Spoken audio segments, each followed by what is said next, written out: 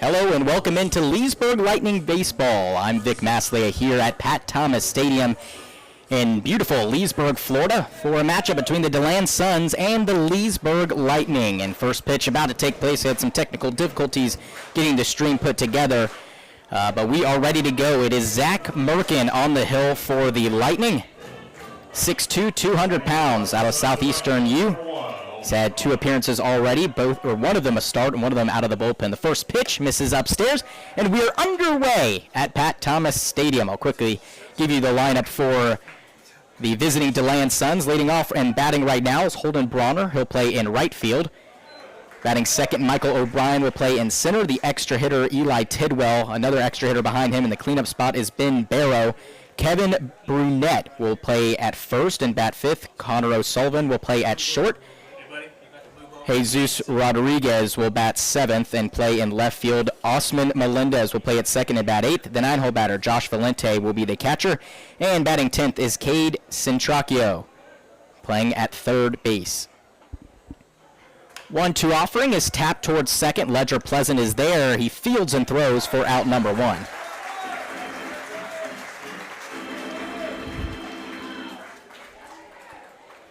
So 1 down here in the first. Once again, Bronner, O'Brien, Tidwell, Barrow, Brunette, O'Sullivan, Rodriguez, Melendez, Valente, and Centracchio. That is the order for the Deland Suns facing off against Zach Merkin. I'll tell you all about him after his first pitch to O'Brien misses upstairs. Like I said, Merkin in his second game, his first one he struggled, and he started that game. 3 2/3 of an inning, 5 hits, giving up 3 earned runs, and a hit-by-pitch walk and 3 strikeouts. His next outing was out of the bullpen.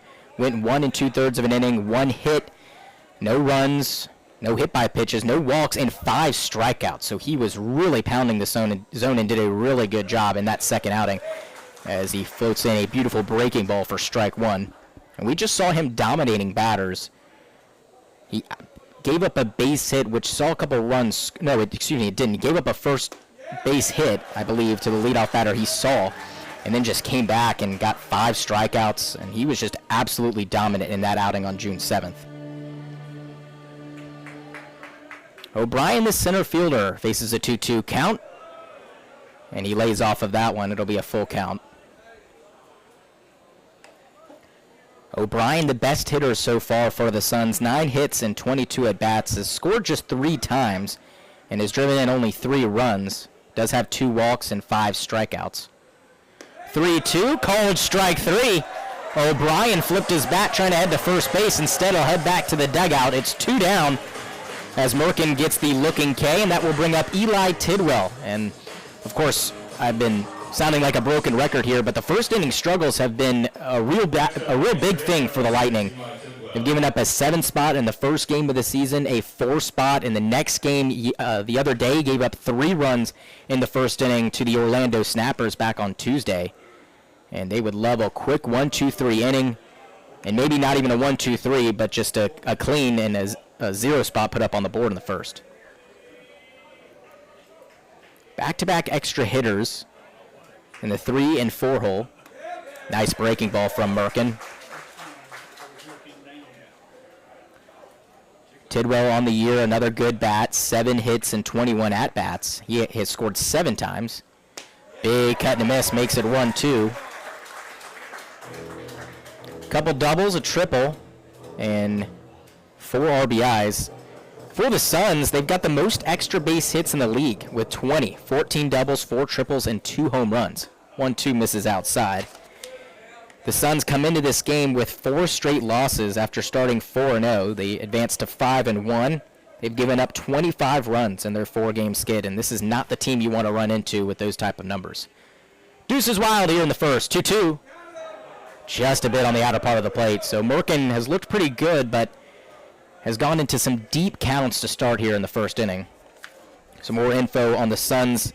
Been outscored 25-15 in those last 4 games. So the bat's not necessarily the problem. Next one is a breaking ball that misses outside. So that'll spoil the 1-2-3.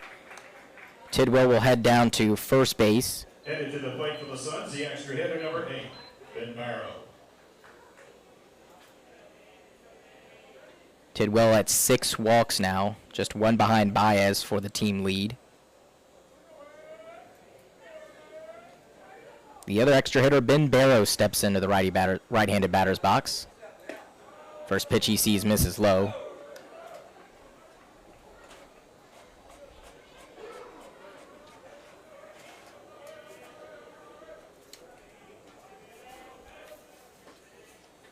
One 0 pitch fouled back our way, but hits the net. 7 Lightning pitchers were used in the last game by Coach Billings. That was the 5-1 loss to the Snappers back on Tuesday, June 10th. Of course, yesterday's game got rained out again. 1-1 off the glove of Bolin. He'll throw down to second, might have a play, and that one hits off the runner. I'm assuming it skips away. Grant Jordan will get to it, but that's before Tidwell will head all the way to third. So a funky play. That one just barely got away from Cole Bolin. Thought we might have a bang-bang play at second, but it ricocheted off of somebody.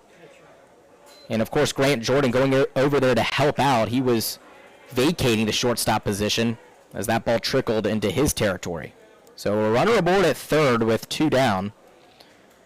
And Cole Bolin, making his first start for the Lightning, came in to catch just 1 inning back on Tuesday. Soft ground ball out to short. Jordan Fields throws, and just in time gets Ben Barrow. A close play, but the Lightning escaped the first inning without surrendering a run. Good job by Zach Merkin. So nothing doing for the Suns and the Lightning coming up when we come back.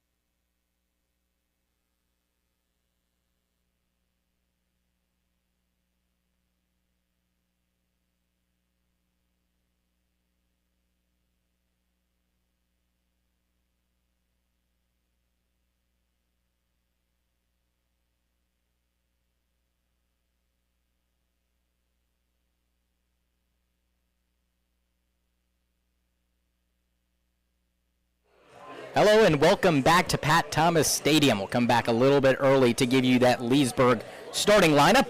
They'll lead it off with Eli Thurman yet again playing in center field. Cole Bolin, like I said, gets his first start for the Lightning. He'll be behind the plate like you guys saw, and he'll bat second. Juan Orozco will be in the 3-hole playing at third base, giving Reed Snyder a day off on the field. James Strom will bat in the cleanup spot and play at first base. Marco Moises moves up to the 5-hole. He'll play in left field tonight. Reed Snyder will get the day off, like I said, on the field. He will be the extra hitter batting 6th. Charlie Keller playing at right field. He'll bat 7th. The 8-hole batter, Grant Jordan, also getting his first start for the Lightning. He came into that game on Tuesday as a pinch hitter and then later played in the field to relieve TJ Sokras. So he will play at short and bat 8th. Nick Wroblewski will bat 9th. He'll be the extra hitter. And rounding out the order, Ledger Pleasant back in the lineup. He'll play at second base. Once again for the Lightning, Thurman, Bolin, Orozco, Strom, Moises, Snyder, Keller, Jordan, Wroblewski, and Pleasant. And that is who will face Paul Janesco for the Suns, standing at 6 foot 170. And he's got a tough lineup to deal with. Some new faces in Grant Jordan and Cole Bolin.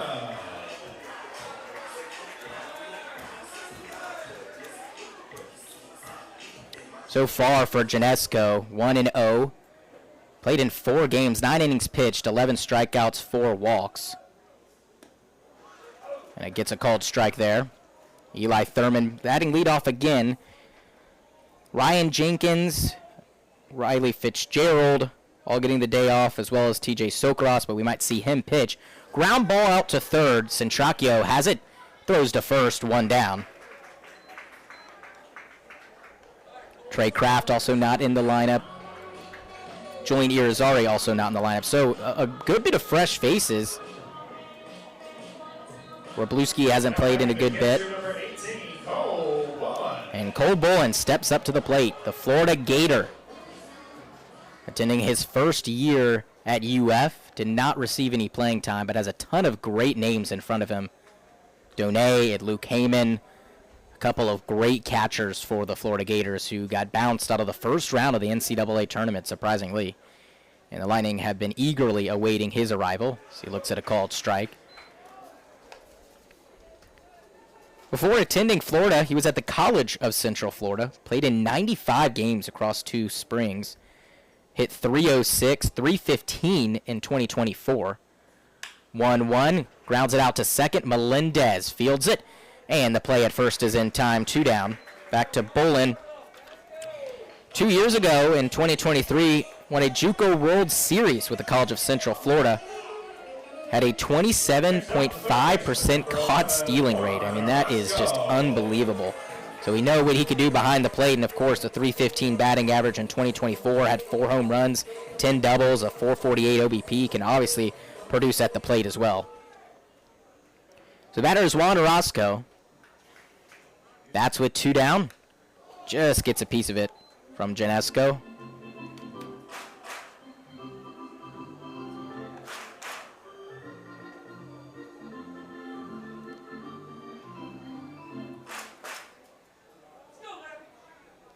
Janesco, like I said, 9 innings pitched, giving up 4 hits, just 1 earned run, 4 walks, and 11 strikeouts.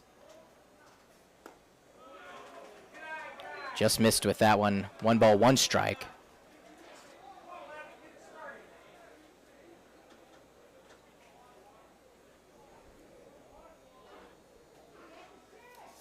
(1-1) to the third baseman for the Lightning. We've seen Orozco be an extra hitter before James Strom arrived. He played some first base as well.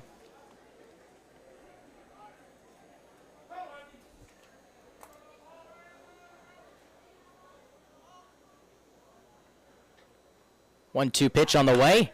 Ground ball out to third again. Another chance for Centracchio.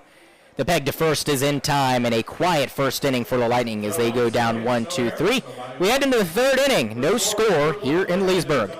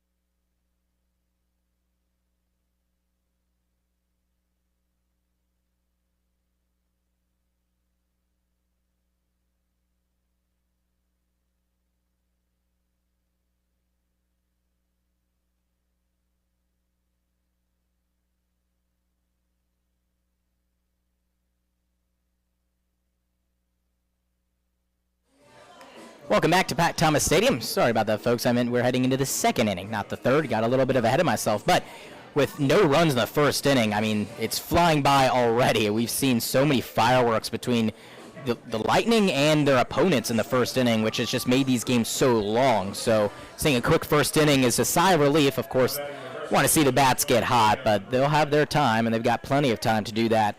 Leading off in this inning will be Kevin Brunette, the first baseman. The first pitch he sees misses downstairs.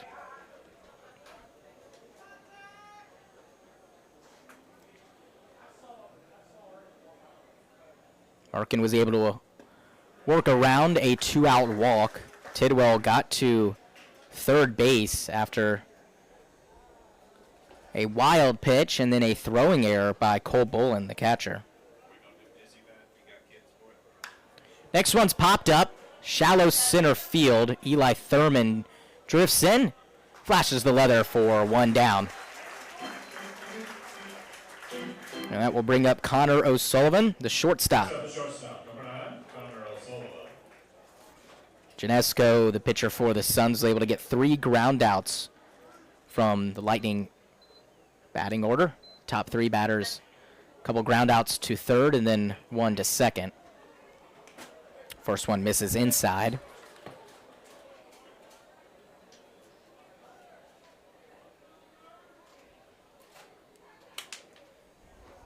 Interesting batting stance for O'Sullivan. Sticks his hands way across the plate. And he looks at a called strike there, but really funky. Also gets pretty low into his stance.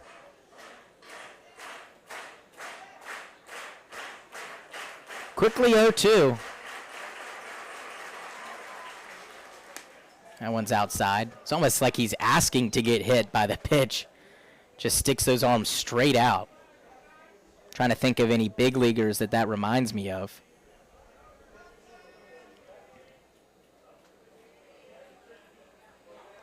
One, two.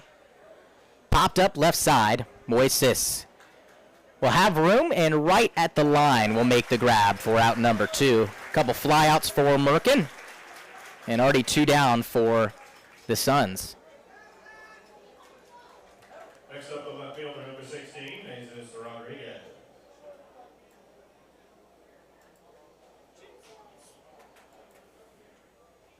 Jesus Rodriguez, the left fielder, will bat. Merkin looking pretty sharp here.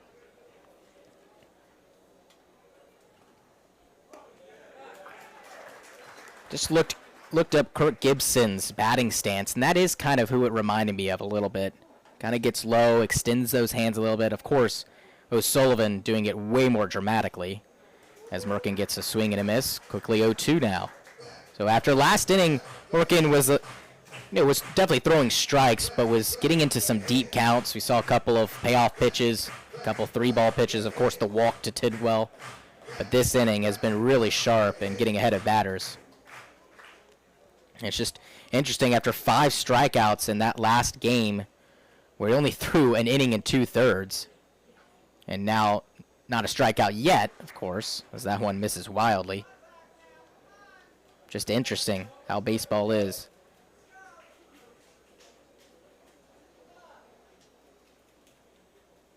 And if you do the math, 1 2/3 of an inning is 5 batters. So struck out all 5 batters he saw after giving up a base hit. I remember they were all consecutive. 1-2.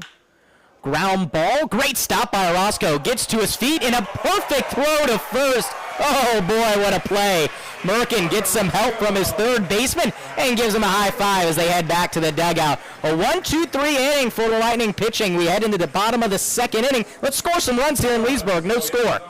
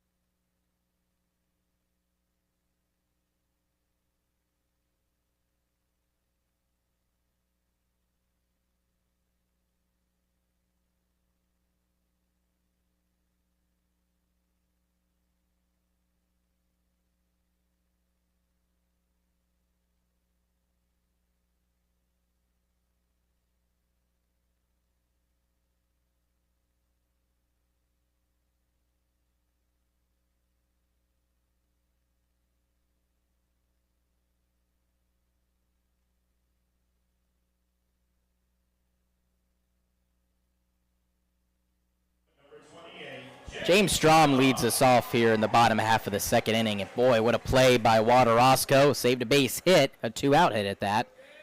A nice sliding grab, got up to his feet, and talk about a perfect throw. And a lot of things have to transpire. You got to get your glove down, you got to hit that quick slide, get up, and then it's just a perfect throw. It's really good arm strike from him out there at third. We've seen Reed Snyder play a good third base too. As Strom hits this into left field, Rodriguez drifts back, but he has room for out number 1. That'll bring up Marco Moises, the first Lightning player of the week, and he has just been amazing to start the year. 11 hits and 29 at-bats. Did not record a hit in the last game. Went 0 for 2. Did have a walk, though. But 11 hits, 29 at-bats, 7 runs scored, 3 doubles, a home run, 6 RBIs, too, and 9 walks. That's a team lead. So he finds himself on base a lot. An OBP of 526. A 1. That's outside. And if you're a casual baseball fan, well, on-base percentage of over 500 means, well, you're reaching base at more than half the time. So a really good job by him to start the year, and by far the best player for the Lightning, offensively-wise. Since this one's popped up on the infield, the catcher Valente grabs it for out number 2. You don't usually see that off the bat of Moises. Usually gives it a good drive, but pops it straight up, and quickly 2 down for Reed Snyder, who, like I said, has the day off at third base and gave way to Orozco. But the way he's been playing third, I would assume that he would have made that play as well. Always good to hear that free bird playing when he comes up. I was saying on Tuesday how, it could be late in the season, a late game. He comes up, and with a rowdy Pat Thomas Stadium, that song would do wonders. Maybe not as good as Chipper Jones and Crazy Train, but it's a good start. First pitch he sees misses upstairs. Janesco and Merkin have looked really good so far.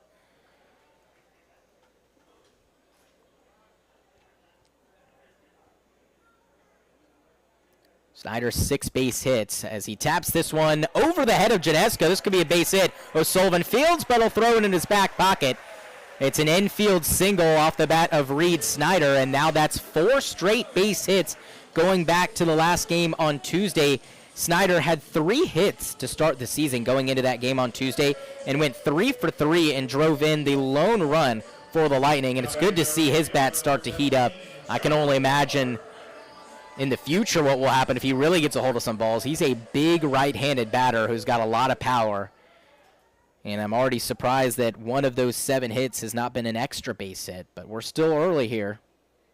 Batter now Charlie Keller, another big batter, a lefty batter for the Lightning. And Keller, another one of those guys that just hasn't heated up quite yet. 6 hits and 28 at-bats, but we've seen 3 doubles, so half of his hits have been extra base hits, and that's why I'm a little surprised about Snyder there first. And this one might be another extra base hit. Looking up is Bronner. That ball is gone. Charlie Keller, right on cue, sends that one over the right field wall, and the Lightning break open this game. It's 2-0.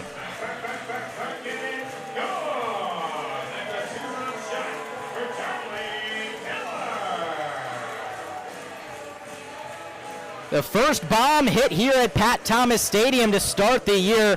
We had seen 3 coming into this game, one by Moises, one by Orozco, and another by James Strom. And Charlie Keller sends Pat Thomas into a frenzy here in the second inning. And boy, was that baby a shot. Now 7 hits on the year for Keller, 4 of them extra base hits, 3 doubles, and now a home run.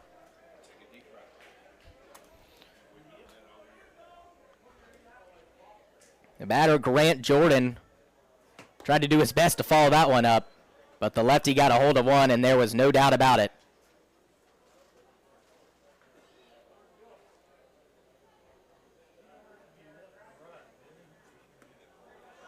One just barely misses.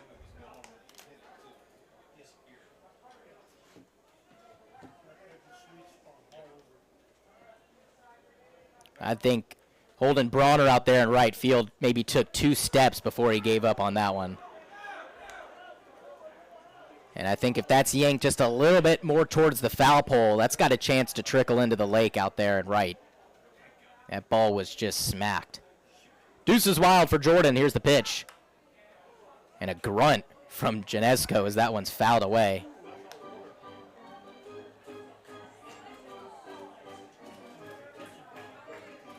So Janesco retired the first 5 batters, no problem. 3 groundouts and then 2 flyouts. And struggle with the last 2, as that one is going to be tapped foul. A base hit to Reed Snyder, an infield hit, so really wasn't hot off the bat. So talk about the first 6 batters getting weak contact, and then all of a sudden a 2-run bomb that just had no chance of staying in the ballpark. Janesco will try again with the 2-2. Fouling that one away is Grant Jordan. Of course, Janesco a little bit triggered by that home run, and he's letting it loose here.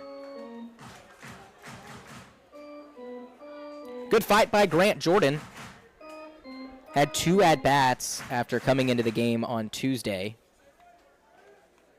Went 0 for 2 with a strikeout. 2-2 in the dirt, a good eye. That's got to feel good for Charlie Keller. Like I said, coming into this game, just 6 base hits. And for a guy so physically imposing in the batter's box, you would think that he would start out a little bit hotter. But, of course, it takes time for everyone. 3-2. Cold strike 3. Grant Jordan is down on strikes. But that is all after a 2-run shot from Charlie Keller. Gets the scoring started for the Lightning. It's a 2-0 lead as we head into the 3rd.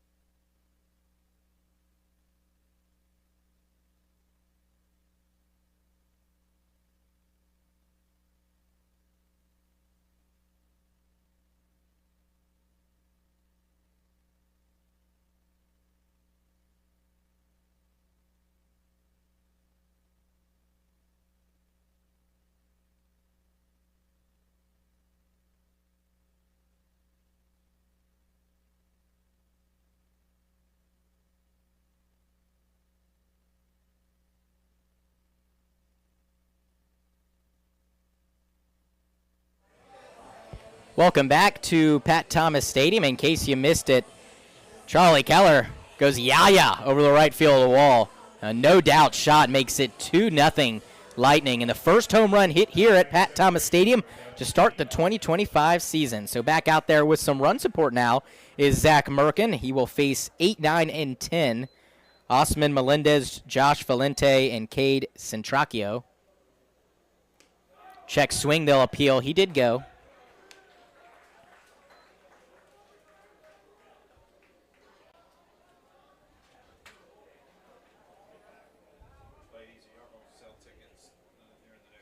Merkin done a really good job against this Suns lineup so far.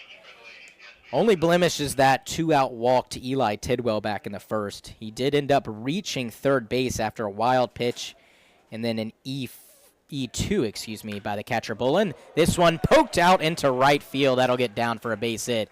That's going to be right center field as Eli Thurman, the center fielder, throws that one in.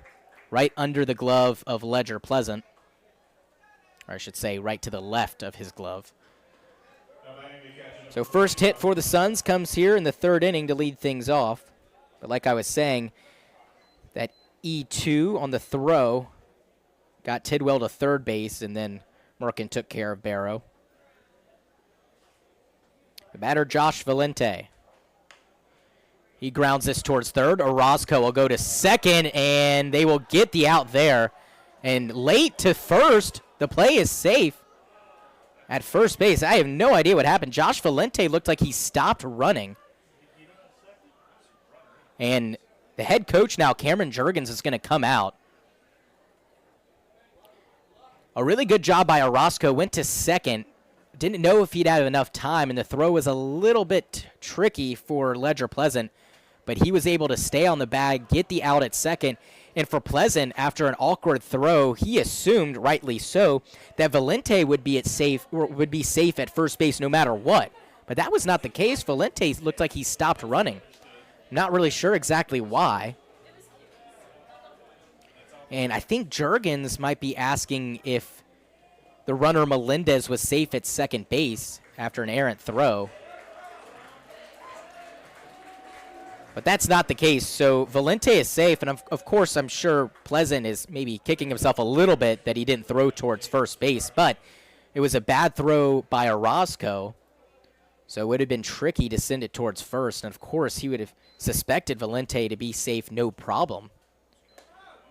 The lone question mark I still have with that is why Valente stopped running. But we just might not ever know. Cade Centracchio is the batter. Ooh, and he gets plunked. Merkin came in, looked like lost the control with a fastball. Headed to the plate for the Suns, the right fielder, number 1, Olin Brown. So one down after the fielder's choice by Valente. He trades spots with Melendez. And a hit by pitch puts 2 on with just 1 down.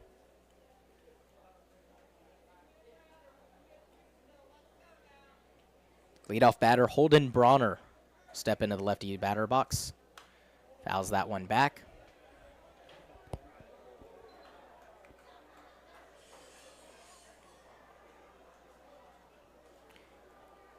Back in the first inning, Bronner grounded out to Ledger Pleasant to start the game. Another ground ball over to that side would be just fine as he takes a called strike, and pleading his case to the home plate umpire, thought that ball was a little down. 0-2, Merkin ahead in the count.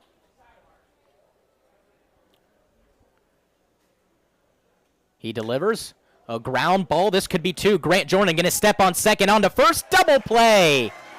Merkin gets out of things in the 3rd inning after giving up a leadoff base hit. 1 hit, no runs, 2 left as we head in the bottom half of the 3rd inning. Still a 2-0 lead for the Lightning.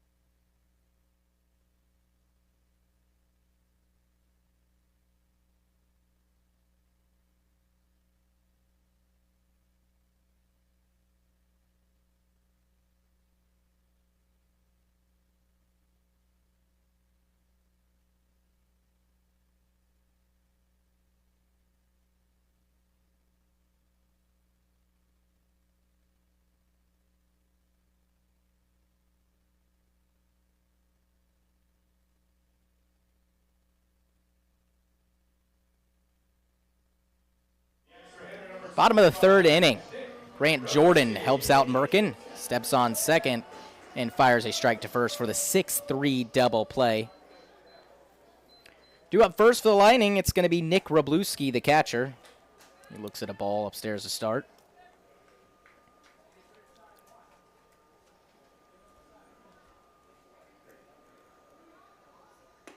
1-0 is a called strike. Wroblewski so far has just had 11 at-bats, obviously splitting time with Trey Kraft. 3 hits in those 11 at-bats, 3 runs scored, a double, and 3 walks as he looks at a called strike there. He's the extra hitter. Of course, Cole Bullen is behind the plate catching up Zach Merkin.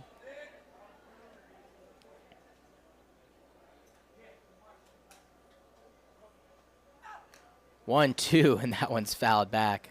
Wow, just an audible grunt from Janesco.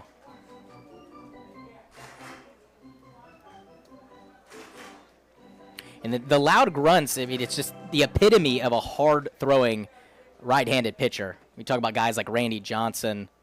Those guys just let it rip every single pitch. Fly ball, shallow right field. Melendez, the second baseman, will drift out and make that grab for out number 1. And after that home run, we've seen the grunt on almost every pitch. And, of course, Randy Johnson a little bit before my time. But I'm pretty sure I always heard stories of him. You know, I knew he threw so hard. But I can imagine him being on the mound and, you know, letting a couple grunts out here and there. And another pop fly, this off the bat of Ledger Pleasant in the shallow center field. Michael O'Brien will haul that one in quickly. 2 down for the Lightning.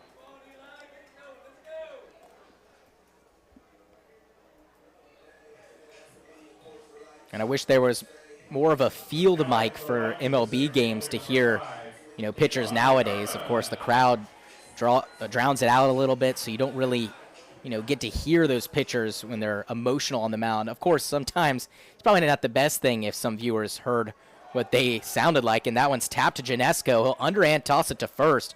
And back-to-back first pitches take care of Pleasant and Eli Thurman in a lightning fast 1-2-3 bottom half of the third. Sends us to the 4th here at Pat Thomas Stadium. Still a 2-0 lead for Leesburg.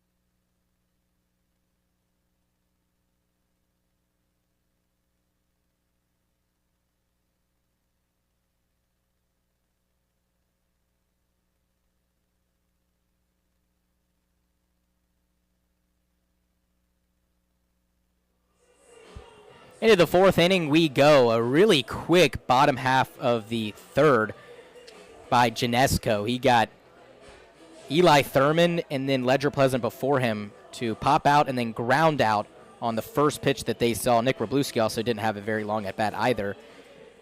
So Zach Merkin not really sitting down for very long, and he's right back out there. And he will have to deal with 2, 3, and 4 due up for the Suns, and almost hits the first batter, Michael O'Brien. O'Brien a strikeout back in the first inning. And if Merkin can do a good job here in the fourth, we might see him go out into the fifth. Of course, we know Rich Billings does not like to throw guys for that long. I guess I shouldn't say it like that, but he likes to use a bunch of pitchers each game. Like I said, 7 pitchers used in the last game. We usually see about 5 to 6, but he did tell me if a guy's got his stuff and he's throwing good baseball, then I'm going to keep him in there, but I'm also here to give these guys a chance. And it looks like a hit by pitch to Michael O'Brien will send him down to first base. So that's the second hit by pitch. And of course, every pitcher, if they're doing well, wants a chance to keep going and keep throwing into the game. But of course, they have to accede to the manager's wishes. And of course, if the manager wants to throw in another arm, they'll have to accede to that. And if they want to keep him out there, of course, they will gladly keep throwing baseball.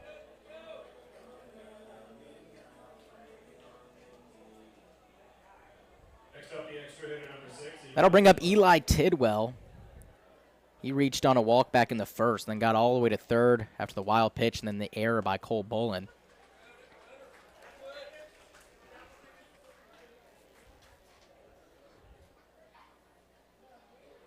Turned out to be a beautiful night here in Leesburg. Where I'm at over in Mount Dora, not too far away, we were getting a torrential downpour and did not think that this game might happen. Of course, I had to realize that we were about 30 minutes away, or 25, 30 minutes away from the ballpark. 0-1's popped up. Deep into left field, Moises going back. He will call off Thurman, and he'll make the grab for out number 1. Eli Tidwell is retired, and that will bring up Ben Barrow. Next up, the extra hitter number 8, Ben Barrow.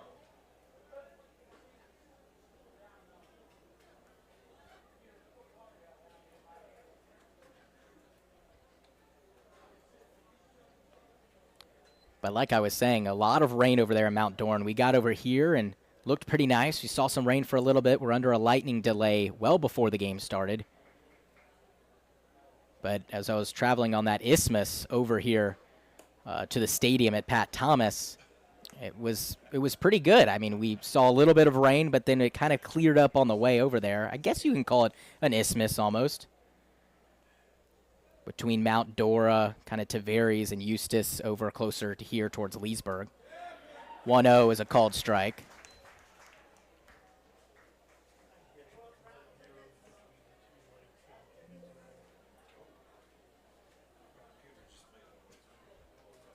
One ball, one strike to Barrow.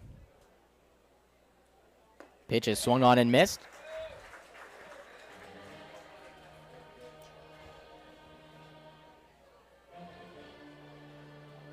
So lefty throwing in the bullpen for the Lightning.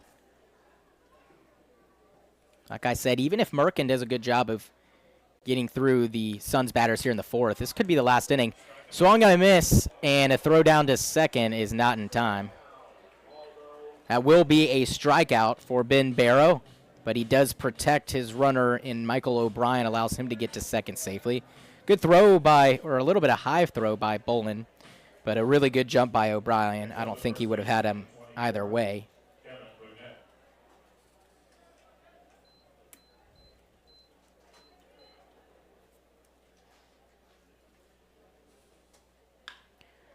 Ground ball, one hopper out to Pleasant at second. He delivers a strike towards first, and Zachary Merkin gets through 4 shutout innings so far for the Lightning, and we will see if his day is done. And if it is, hats off to him. No runs through 4 innings for Merkin, and we head into the bottom half of the 4th inning. It's a little 2-0 lead for Leesburg.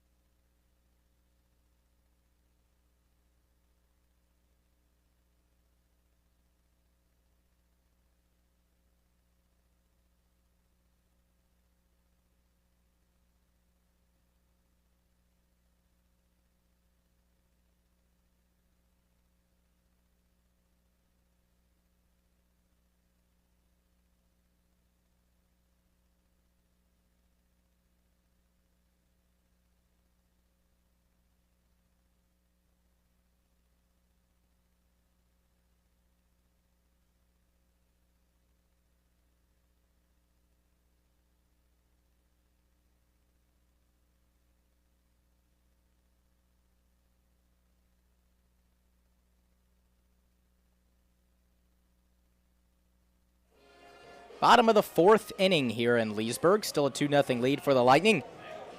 It'll be Cole Bolin, Juan Orozco, and James Strom due up. Here we'll face Paul Janesco. Now batting the catcher, number 18, Cole Mullen.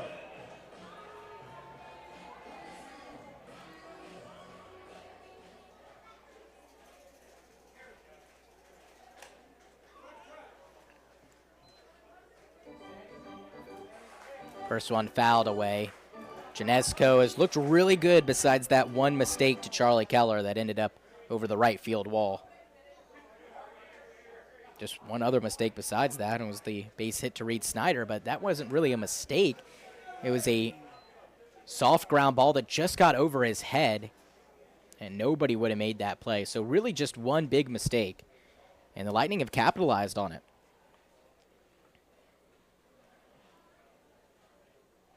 0-2 quickly to Bolin, and he swings and misses at that. 3 pitches takes care of the Lightning catcher, One down.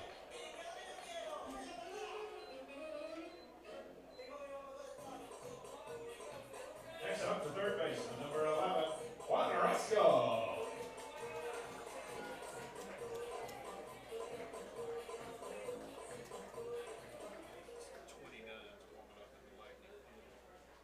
Juan Orozco bats, grounded out back in the 1st inning towards third base. Cade Centracchio tracked that one down.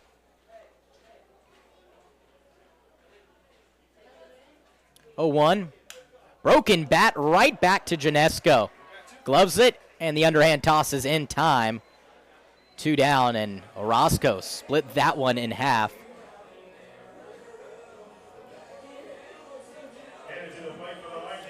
We'll add that to the collection, and it will bring up James Strom.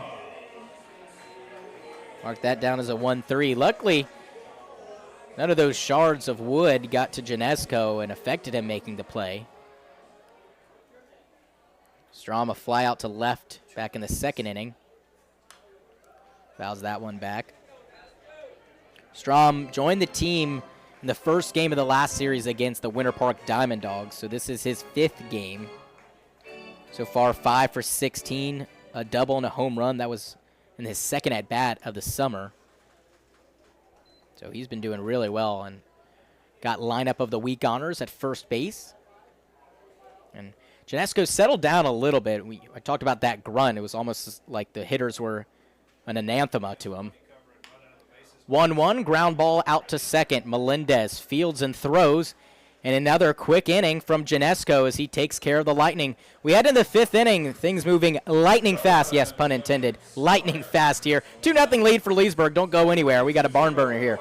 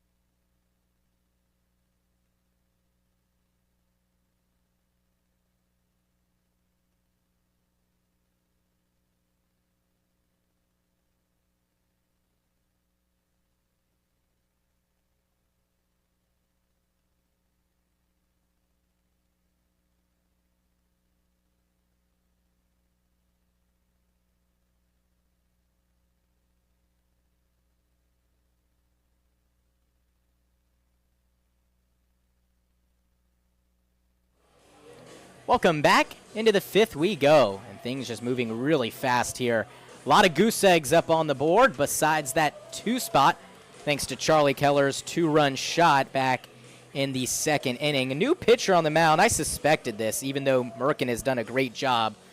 I know Coach Billings likes to use a bunch of pitchers, and, well, he has to duck out of the way of a lot of things, especially that throw by Cole Boland, because he is 6'8", 200 pounds. The lefty is undecided out of Woodstock, Georgia. And so far, struggled in his first outing, or excuse me, struggled in his second outing. His first outing just needed to get 1 out, pitched a third of an inning. Did give up 2 walks, so he struggled there. Didn't give up a hit or an earned run. In his second outing, pitched an inning, gave up 3 earned runs off no hits, walked 4 batters, struck out just 1, and it's just struggled with command to start the year.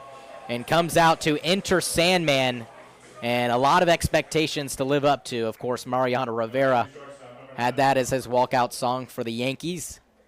The best closer of all time.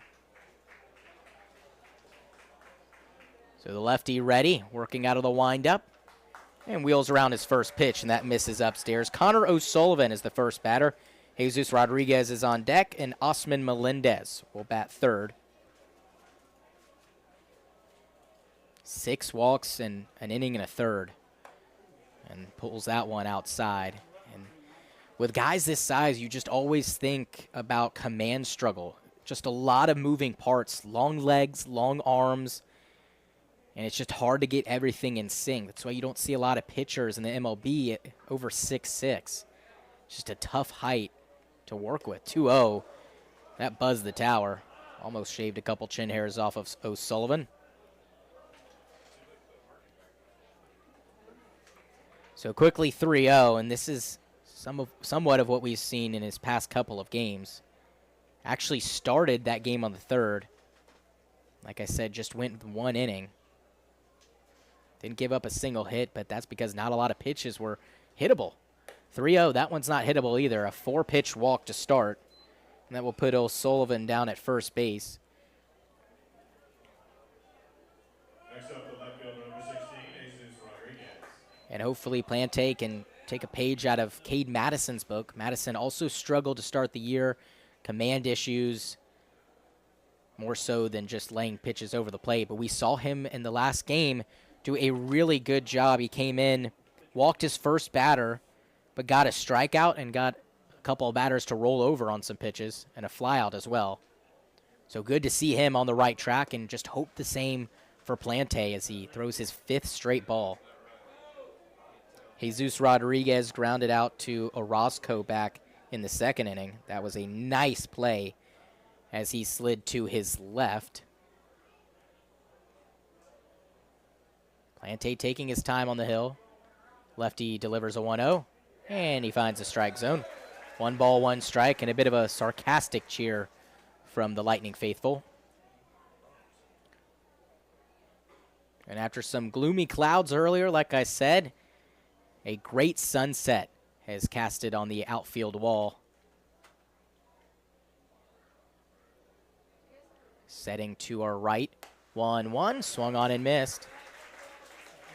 On the first base side, yeah, closer towards the lake is where the sun's setting. And it gives us a great view, like I said, on the outfield. I'm sure you guys can see it on the screen. I'm looking right now, and you guys can. 1 ball, 2 strikes. Plante ahead in the count this time. Here it is. Way outside. 2-2. After Rodriguez will be Osman Melendez. He has the lone base hit for the Suns, and we will go ahead and close the line on Zach Merkin. Apologies for not doing it earlier. 4 innings pitched, just the 1 base hit, no runs, 1 walk, 2 strikeouts. So not as dominant strikeout-wise as his last outing where he struck out all 5 batters. Well, excuse me, faced 6 batters, gave up the 1 base hit, and then struck out the next 5. And just pitched an inning in 2/3 as that one gets behind the batter, Rodriguez. Heading down to second is O'Sullivan, and a really wild pitch. But back to Zach Merkin for a second. Just the 2 strikeouts, but he was getting a lot of weak contact. Some pop flies, some ground balls. Got a double play turn behind him. Struggled a little bit with his command in terms of getting behind a couple batters, but just gave up the one walk, did hit 2 batters. And Plante almost hitting Rodriguez with that last pitch. So after getting ahead 1-2, it's all of a sudden 3-2, and we'll see a payoff pitch.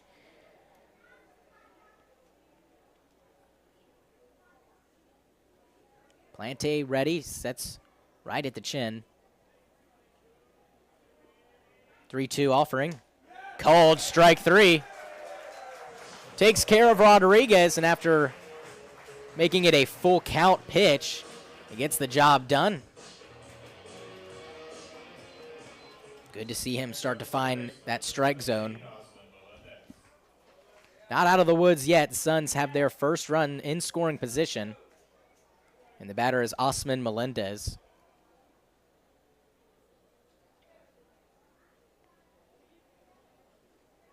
Like I said, has that lone base hit for the Suns back in the 3rd inning.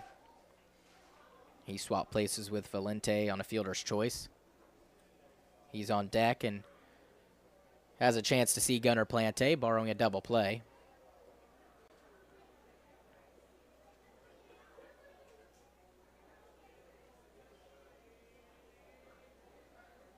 One-0 misses upstairs. So quickly 2-0, and this is how things start to get a little bit long in terms of the game length. Seen a lot of walks from Lightning pitchers, not just Plante. Hit by pitches and some pitching changes in between innings, or during innings. Hoping that we're past that point in the season. 2-0, rocketed into left field. Moises is there. He makes the grab. That ball knuckled on him a little bit, but he's able to haul it in for out number 2. So Melendez gave it a ride, but right into the glove of Marco Moises in left. And Moises has played in left, he's played in right, he's played at first, and of course has been an extra hitter in a lot of these games for the Lightning. So a pretty big utility guy, can play both corner outfield spots, and trust me, they are very different. And of course, first base as well. So we'll mark that in L7. It'll bring up Valente with 2 down, and a runner still in scoring position.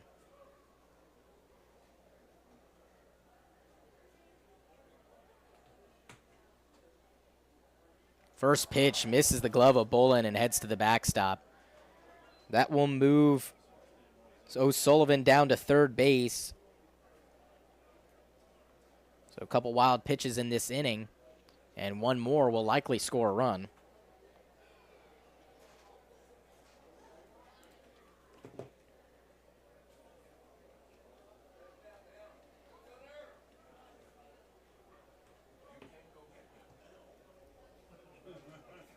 If Valente can reach, Centracchio will come to bat.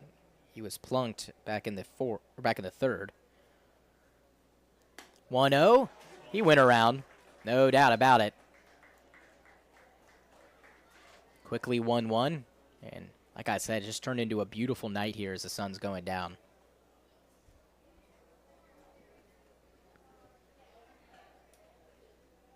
One ball, one strike. Plante taking his time. And gets a foul ball, quickly makes it 1-2. I'd love to see him taking his time, like I said, on the hill. Definitely knows that in the past he's struggled with command, and to start this game, or to start this outing, he has struggled with command. So taking a deep breath, now will take a couple steps behind the pitcher's mound as he collects himself. Breathing is so important in this game, especially for pitchers. Whether it's before stepping on the rubber, or when you step off after a batter calls time, but especially after you come set. 1 ball, 2 strikes, 2 down.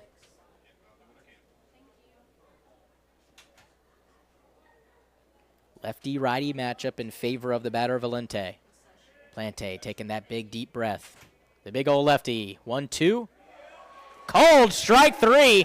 A late call from the home plate umpire, but it doesn't matter. Plante gets a clean 5th inning and avoids the leadoff walk, which reached 3rd base. And still scoreless is the Suns as we head to the bottom half of the 5th inning. A 2-0 lead for the Lightning when we come back.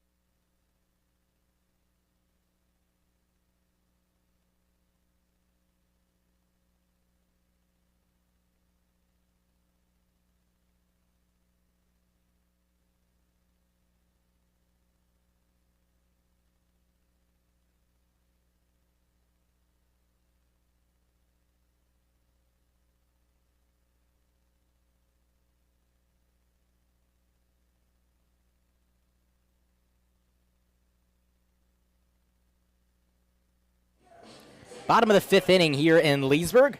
Hats off to Gunnar Plante after struggling with some command issues to start the season, and of course the first batter gave up that 4-pitch walk, and then he came back, got a strikeout, the lineup, and another strikeout, and he really seemed to hammer the strike zone and to find his groove. And I was saying before, like Cade Madison started to find his groove in the last game. Seems like the tides are turning, and it was, early struggles for not just those two pitchers. Moises is the leadoff batter, and he fouls that one away. But it's no surprise that, pitching struggles to open up the season. We've seen other teams struggle with their bats. And to see those two guys, really find a good command of the zone, it's really nice to see. And I'm sure that a lot of weight is lifted off their shoulders.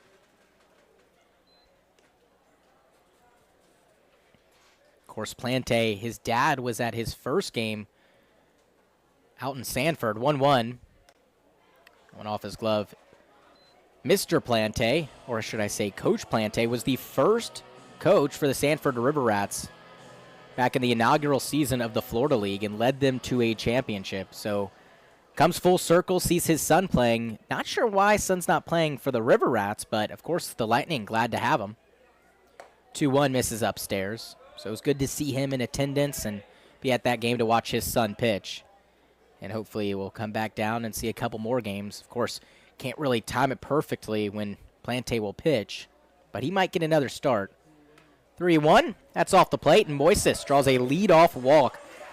That makes it 10 walks on the year so far, and now has 2 more than Eli Thurman, Jenkins, and Trey Kraft, who all have 8.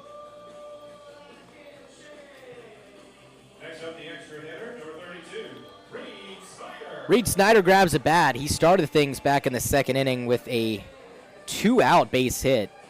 And then, of course, Charlie Keller sent one over the wall. And that's where we stand, 2-0.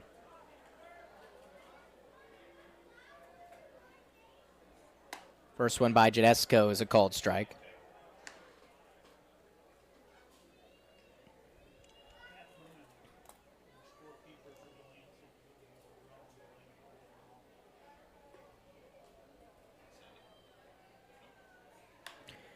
Next one's popped up, shallow right field. Bronner having to cover a lot of ground, but he makes the grab. He'll toss the first, but Moises is back in there, no problem. So that ends 4 straight base hits for Reed Snyder, dating back to the last game against the Snappers, where he went 3 for 3. And speaking of streaks, James Strom currently has a 4-game hit streak, as well as Juan Orozco, who has a 4-game hit streak. So for the Lightning, just have 2 hits. Of course, 2 runs off those 2 hits. And here comes Charlie Keller. Close play at first. Moises in there safely. Moises can play both corner outfield spots and has shown that he can get to balls and is pretty speedy, but he's been caught stealing in the 2 times that he's attempted. So maybe he tries again. But Janesco thinking otherwise. A couple throwbacks to first.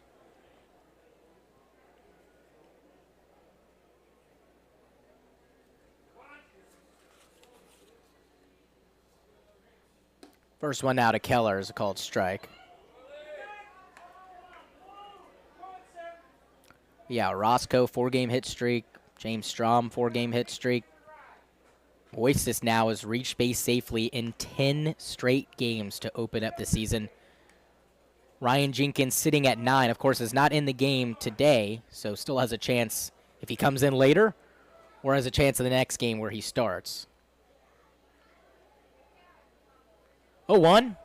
Runner goes. The pitch is outside. The throw down is a strike, and it's in time to get Moises. And that is 3 caught stealings now for the left fielder for the Lightning. And it's just tough luck. That pitch was perfect for Valente to throw down on. And he threw a strike over to Connor Sullivan at short. And Moises is gunned down. Not the best jump. And just still haven't seen that speed for Moises to take advantage of on the base pass. Of course, does so much other great stuff for the Lightning, but that would be the cherry on top, as if he could be a demon on the base pass. So that gives the Suns their first out, or excuse me, their second out. Reed Snyder was the first. So that one misses upstairs.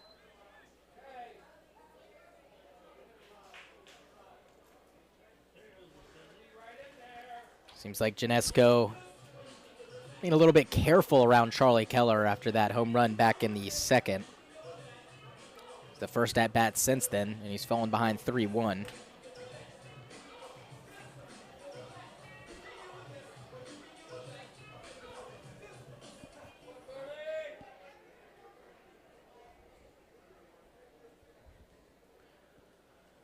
Offering outside, ball 4. A 2-out walk for Charlie Keller will extend the inning for Grant Jordan.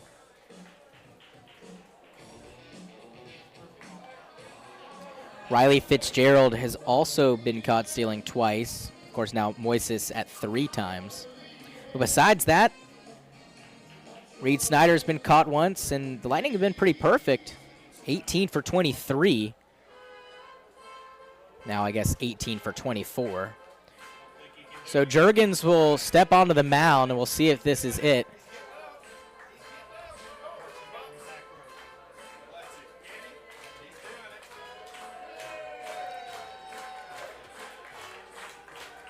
And wow, we've got a fan in the third row getting up to do a little bit of a shuffle. And it's great to see that.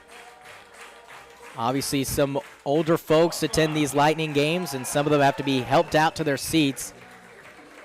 But that young man, he was able to get up and do a little boogie for us up here and for all the fans to see at Pat Thomas Stadium, so that's nice. Back to baseball, Juergens will not take out his righty, and Janesco will remain in the game to face Grant Jordan. Wish you guys could have seen that. Of course, a little bit out of the view, but a packed house here at Pat Thomas Stadium. Wouldn't expect anything less. Our front row ladies in attendance. And don't even ask the question. Yes, they have their shirts. 2 down for the Lightning shortstop. Called strike. Now we've seen 4 different Lightning players play at short. Grant Jordan, Ryan Jenkins, Ledger Pleasant, and TJ Sokras. So plenty of guys to play the middle infield. 0-1 is knuckled. It's going to be a tough play for Melendez at second. Fields and makes the throw to first. That ball did not have enough to get to right field, so that will do it for the Lightning. They threaten with a couple of walks, sandwiched in between a caught stealing and an F9. We head into the 6th inning. Still a 2-0 lead for the Lightning when we come back.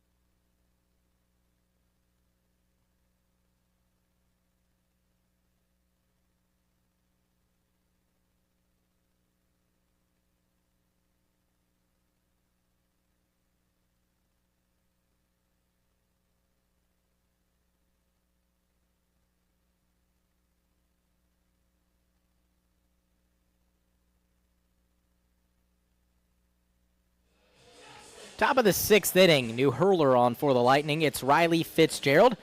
Haven't seen him in a couple days, at least seen his bat. Did not play on Tuesday against the Snappers and did not pitch either.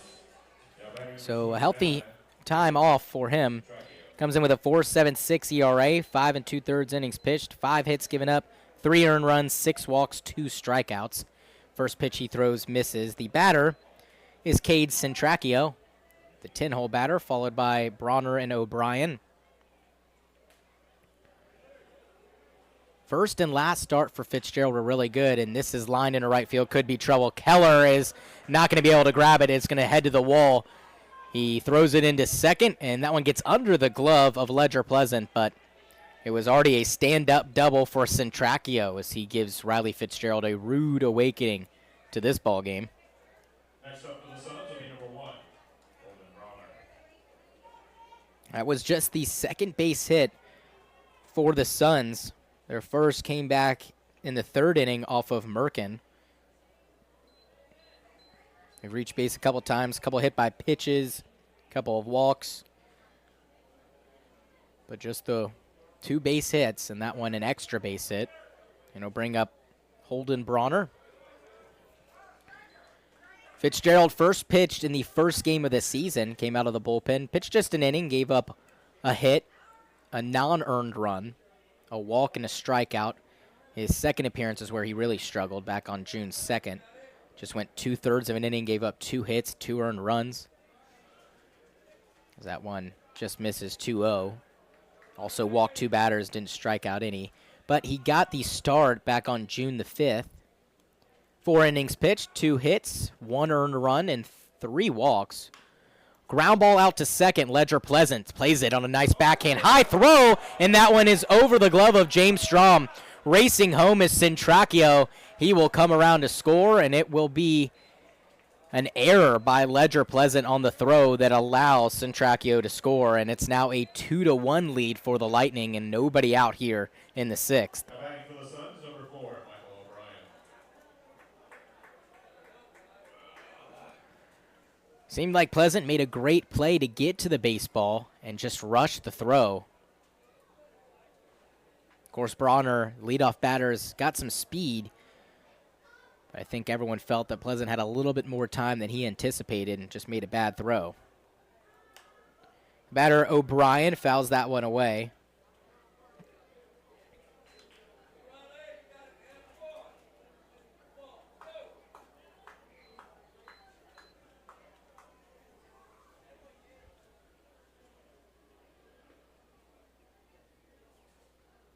No balls, 1 strike to pitch. It's a called strike. Quickly 0-2.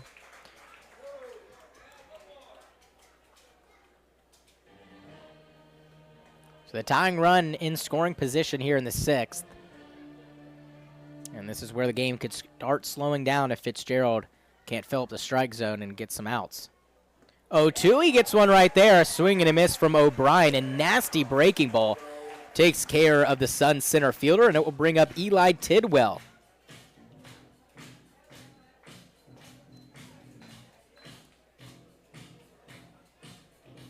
Tidwell, the lefty batter, will face the lefty pitcher, Riley Fitzgerald. He's 0 for 1, a walk back in the 1st, and a flyout back in the 4th. 2 hits for both teams now. Just the 1-run show it for the Suns, 2 for the Lightning. Called strike, another nasty breaking ball.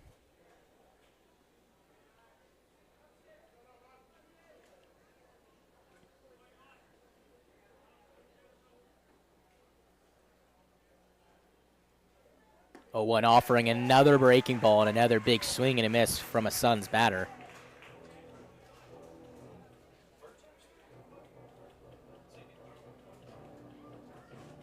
Quickly 0-2, Fitzgerald ahead in the count and would love another K.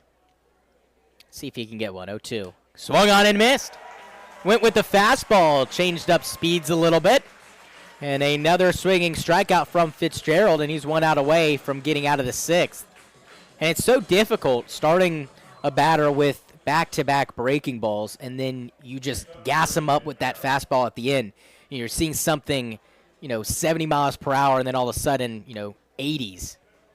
And it's really tough for any batter at any level, especially someone that, someone in that Eli Tidwell swung at that second curveball and then Obviously felt that there might have been another one coming. Now laying down a bunt is Barrow. It's a good one. Fitzgerald fields, and it's going to be not in time. So the bunt works out. Of course, the Lightning infield not expecting it, but even if they were, Orozco wouldn't have been able to get there in time. And Fitzgerald did everything he could, including making a great throw to first. Now that's going to be an infield single. It looks like we'll have a pinch hitter.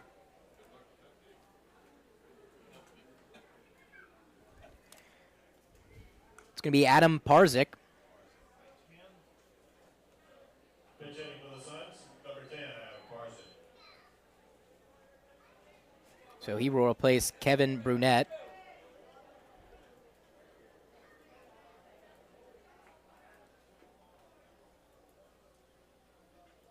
First pitch he sees is a called strike.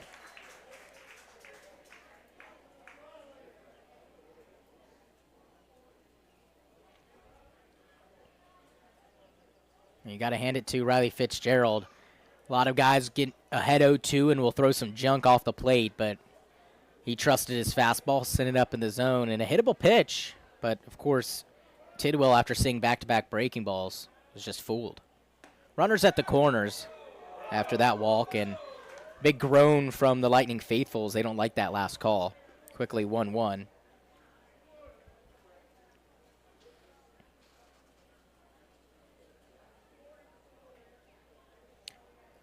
Barrow moved Bronner down to third base with that bunt. 1-1's fouled away.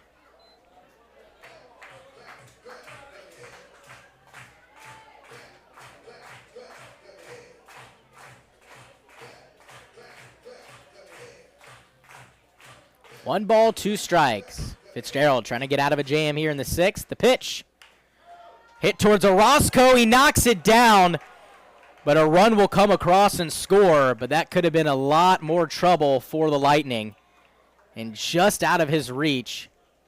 But still a great job, Orozco knocking it down. It's a tie ball game after the base hit from Adam Parzik as he pinched hit here in the sixth. Tough play. But not much Orozco could do about it. And that bunt looming large. Of course, the Lightning didn't really expect it, and even if they did, I don't think anyone would have made that play unless Orozco was playing super shallow. So Bronner scored, and O'Sullivan is the batter. And we are all tied up here at Pat Thomas.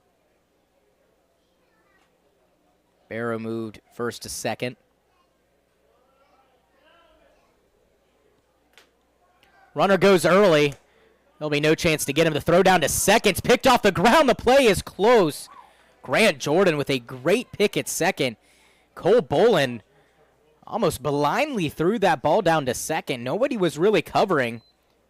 It was an early steal by Barrow, and then Parzik went after him. And they might have had a play if Jordan or Pleasant was covering earlier. Now runners at second and third, and that one floats away outside. 3 balls, no strikes. And after getting ahead to O'Brien and Tidwell, Fitzgerald falls behind. 3-0's a called strike.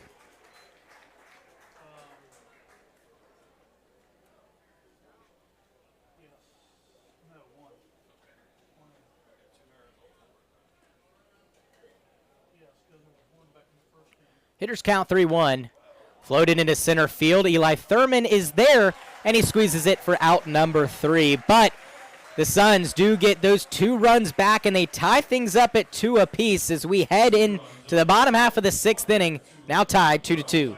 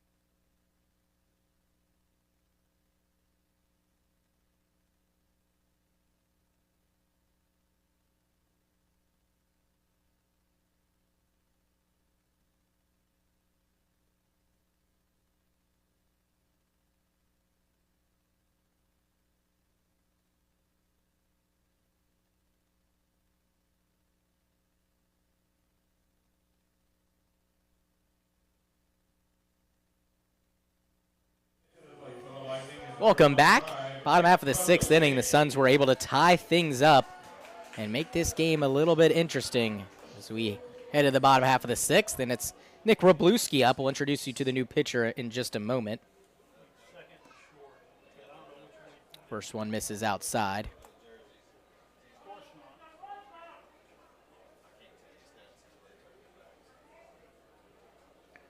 1-0 is fouled away. William Rawlings is the new pitcher for the Suns.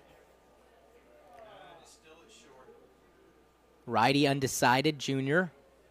Also listed as an infielder. Floats that one outside. Big shoes to fill after a great outing from Paul Janesco. Gave up just that 2-run homer, and that was the only blemish. Gave up just 2 base hits, and that one seemed way off the plate to Wroblewski. But 2-2 nonetheless. 17 is his second. And there's no change in. Maybe it's center field. Next one just barely misses. That 5 pitching. And that was a change pitcher. Wroblewski's going to call time and collect himself. Rawlings still up there, peering over his glove, ready to go whenever Wroblewski's ready.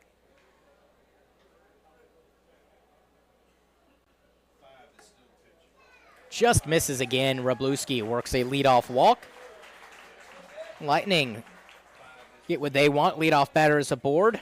They try to get those 2 runs back and take the lead back. Next up for the Lightning, number 12. So far, Rawlings has played in 2 games for the Suns, 4 1/3 innings pitched, 2 hits, no earned runs, 2 walks, 5 strikeouts. So he's done a good job. But facing a really high-powered offense in the Lightning as Ledger Pleasant squared around a bunt, trying to give the Suns a taste of their own medicine. Haven't really seen the Lightning having to play small ball. The bunts that they have laid down have been really good, but it's not necessarily for the sake of sparking runs like in a game where they've only scored 2 right now. And he lays down a beauty. Pleasant, oh my goodness, the throw is a little high but reeled in by the first baseman. But he does his job and he moves Wroblewski over to second base. Next up for the Lightning, it'll be number 5, Eli Thurman. That sac bunt works out perfect and brings up the top of the order in Eli Thurman.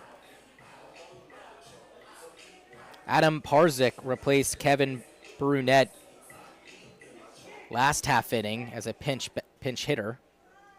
So he moves to first.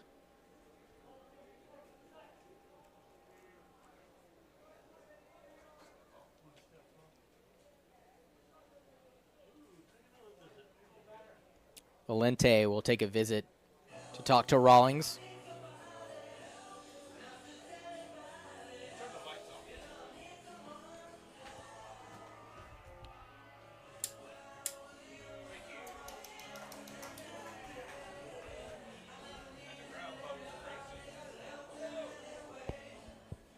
If Thurman could reach, Bolin will bat.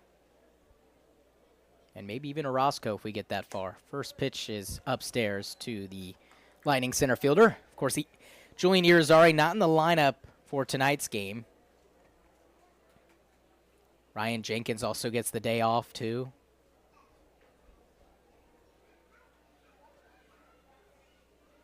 One-0 misses upstairs again. And the way that Rawlings is finishing his pitches kind of makes you think that he's trying to place the ball instead of just letting it go. It's one thing that pitchers learn early is stop trying to place it, just unleash it. 2-0. Swung on and missed.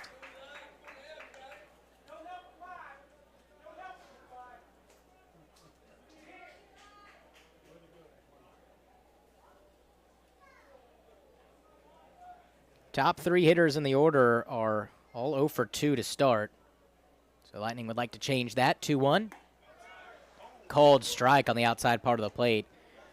We've seen an expanded zone on that outer half. The Lightning pitchers have gotten a couple of calls in their favor, and now the batters, of course, have to deal with that zone. We'll see if Rawlings goes back there. Maybe Eli Thurman will hit it into right field. 2-2, swung on and missed. Went upstairs with a fastball, and he takes care of Thurman. Now 2 down. And that go-ahead run at second base is still stranded over there. It's Nick Wroblewski. Thurman now 0 for 3. Bolin a strikeout and a ground out in his first game with the Lightning. On low and in, I should say second game. Came in to catch just 1 inning back on Tuesday, but did not have an at-bat.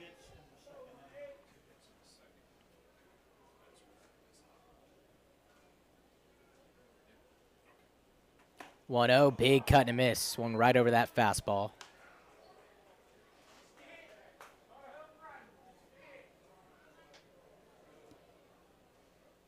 Lightning have a pitcher in their bullpen. The Suns have someone milling around. 1-1, just missed it. Fouls it out of play. 1 ball, 2 strikes, 2 down. Of course, Bolin sporting that Florida Gators helmet. Team unfortunately knocked out of the first round of the NCAA tournament. And after Luke Heyman, their star catcher, went down, we thought that Bolin might get a chance to play. But Florida only played a couple of games before they were knocked out. 1-2. Just misses. A good eye by Bolin. Deuce is wild. The sun is finally set, and the lights are on here at Pat Thomas Stadium, and it's a beautiful night for baseball. 2 balls, 2 strikes, 2 down. The pitch by Rawlings. Popped up into right center field. Bronner coming in, still coming in, and finally makes the grab for out number 3. So the Lightning get a leadoff walk and a sac bunt that moves them over, but nothing after that. No hits, no runs, no errors. 1 left as we head into the 7th inning here in Leesburg, tied at 2 apiece.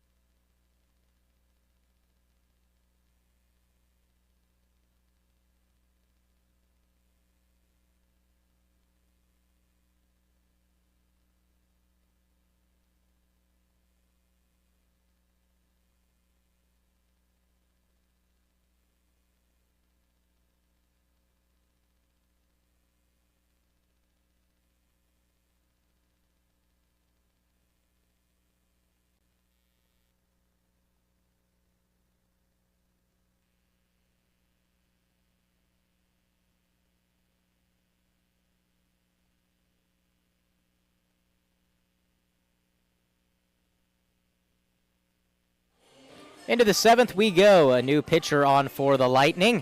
It's TJ Sokras, the flame-throwing right-handed pitcher out of Pitt. The Pitt Panther stands at 5'11", 185. And talk about flamethrower. Well, He has thrown 94 miles per hour at least one time. I'm assuming it's been way over one time, but our pitching metrics and our radar gun at other ballparks have picked up his fastball speed, and he is among the league leaders in fastball speed at 94 miles per hour. So he will come on in the 7th inning to face Jesus Rodriguez, Osman Melendez, and Josh Valente. And so far this season, he's got a 4.91 ERA in 3 appearances, 3 2/3 innings, 1 hit, 2 earned runs, 6 walks, so struggle with command, and just the 2 strikeouts. First pitch he throws misses upstairs, so still waiting for him to settle in a little bit. Of course, we know that he's got a pretty good bat too, and plays a mean shortstop. We've seen him out there a couple of times, so he can hit and he can pitch, and boy can he bring it, and he brings one right by Rodriguez. 1 ball, 1 strike. His last outing, just pitched 2/3 of an inning. No hits, no earned runs, just 2 walks. So not a clean bill as he plunks Rodriguez on the fingers. And of course, I mentioned the struggles with command a little bit. Those 6 walks in just 3 2/3 of an inning. So something for him to work on a little bit. And they'll check out Rodriguez, make sure he's okay, and he is. So he'll head down to first base. The leadoff batter aboard for the Suns, just what they would like. Of course, the Lightning got a leadoff batter in the form of Nick Wroblewski on base last inning with a leadoff walk. Ledger Pleasant moved him over with a sac bunt, but it was Rawlings, a new pitcher, to come back with a strikeout and a flyout. First pitch called strike. It was really the first outing for Sokras where he struggled. The 2nd game of the season, 2 innings pitched, 1 hit, but gave up 2 earned runs and walked 4 batters. Next one just barely misses. Considering that extended strike zone that we've been seeing to right-handed batters, I think that last one would be a strike, but it was called a ball. 1-1's in the dirt. Good stop by Deland to keep it in front.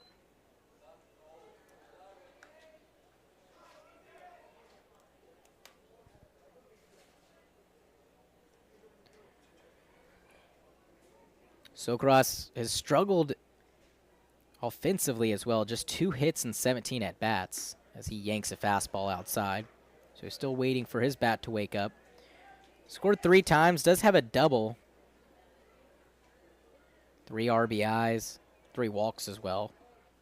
Not in the lineup for tonight's game. 3-1. That one's in the dirt. So a hit by pitch and a walk to start this inning, and not how Coach Billings drew things up.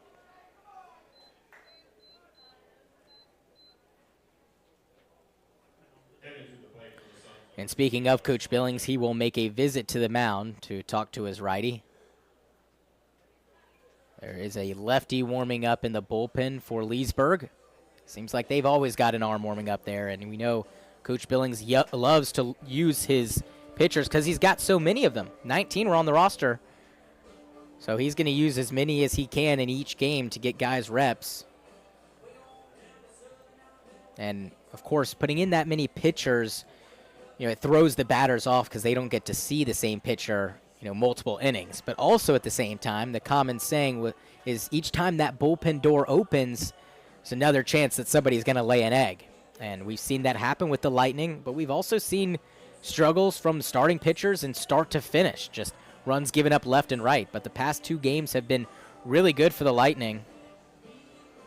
5 runs given up in the last game. Doesn't sound too good, but considering their struggles to start the season, it's a pretty good number. It was Tanner Walker who struggled before the rain delay, gave up 3 runs in that first. But besides that, Henriksen gave up a 2 spot.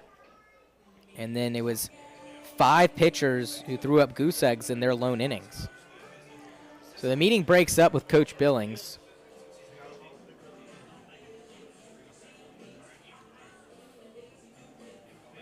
And we'll see if whatever talk worked.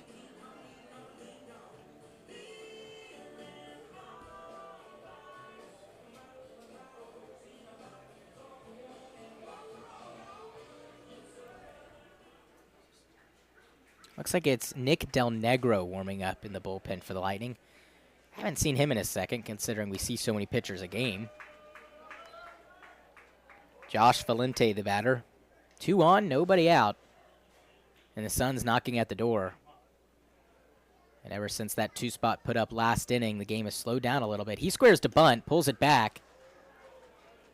Nobody was at first to hold on Melendez because Strom was charging in case that bunt was put down.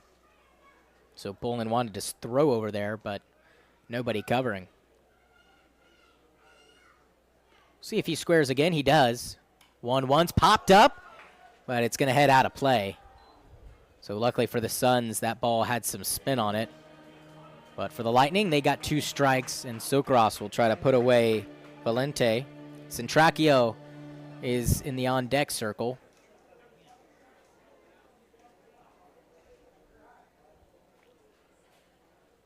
Sokras set, takes a look at second. Now the 1-2. Misses upstairs.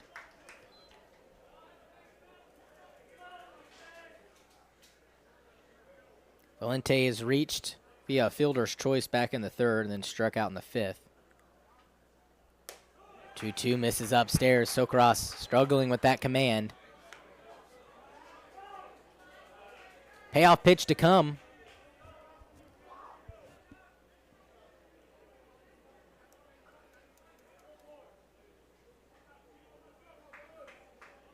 The Suns catcher awaiting a 3-2 offering. Here it is. Swung on and missed. Sokras goes back upstairs, this time a little bit more competitive, and he gets the swing and miss from Valente and makes it 1 down with Centracchio up and 2 runners still aboard. Number 29, Centracchio.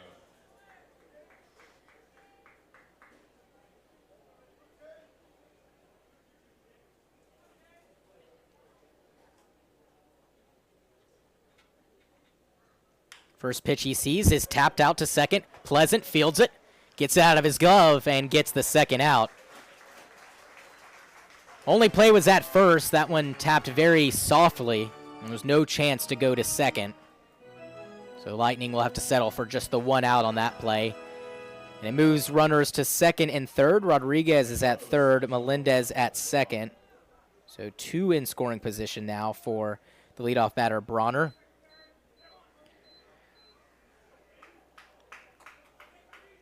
He scored the tying run last inning after an error by Pleasant allowed him to get on base. Ground ball the other way, foul.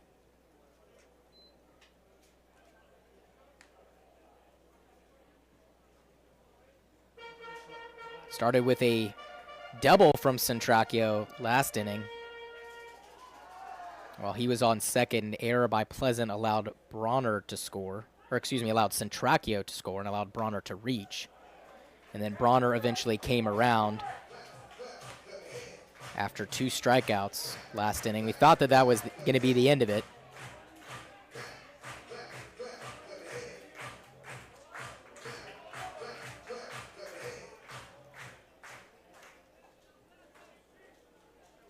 It's an RBI single from Perzak as he just got into the game, and TJ Sokras takes care of Bronner and works around a hit by pitch and a walk and leaves 2 stranded. A big strikeout to keep the game tied at 2 apiece. We head into the stretch here in Leesburg. Don't go anywhere. It's a nail biter here at Pat Thomas.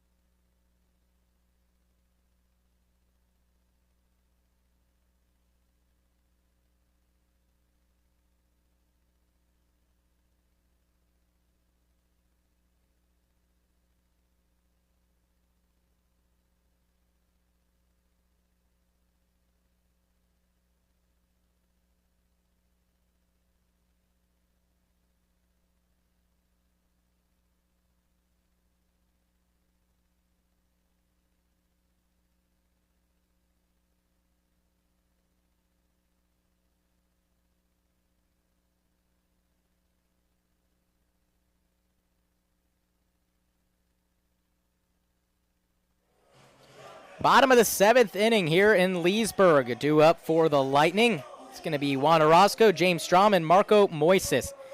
And a good job by TJ Sokras after giving up the hit by pitch and walk. He got a strikeout, a ground out, and another strikeout to leave 2 stranded in scoring position. Still out there for the Suns and already ready, been ready for a couple minutes now is William Rawlings. First pitch is fouled away. Seems like Orozco just missed it. Rawlings like a statue up there. Gets ready quick and just waits on his batter to get ready themselves.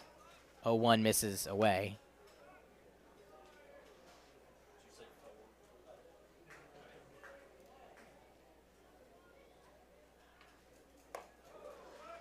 One misses upstairs. 2 balls, 1 strike.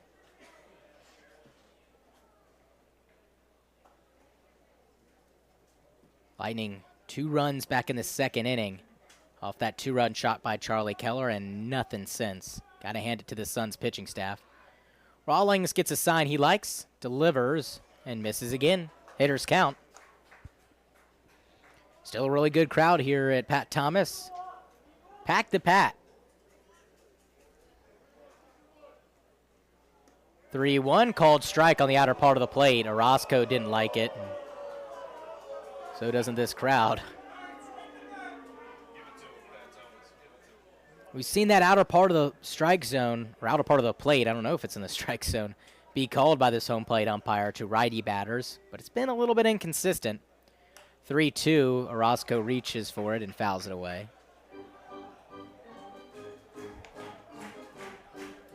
The Diamond Dogs picked up a victory against the Snappers, getting their 2nd of the season, winning 5-4. The Snappers scored 2 in the 8th, and swinging and missing at that one is Orozco, and he's got a little something to say to the umpire on his way back to the dugout. So a swinging strikeout makes it 1 down for James Strom. And a really good game out in Sanford. It's the River Rats tied with the Squeeze at 5 apiece. Sanford put up a 4-spot back in the 4th, or excuse me, a 4-spot back in the 1st, as Strom sends this down the first base line, but Perzek is there. Flips to William Rawlings for out number 2. And just 1 pitch takes care of Strom. That will bring up Moises. Headed to the plate for the Lightning will be number 9, Marco Moises.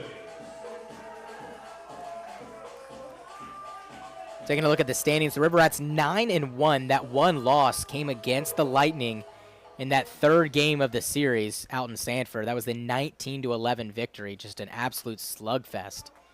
As Moises fouls that one out of play. 12 runs in the top of the 10th inning.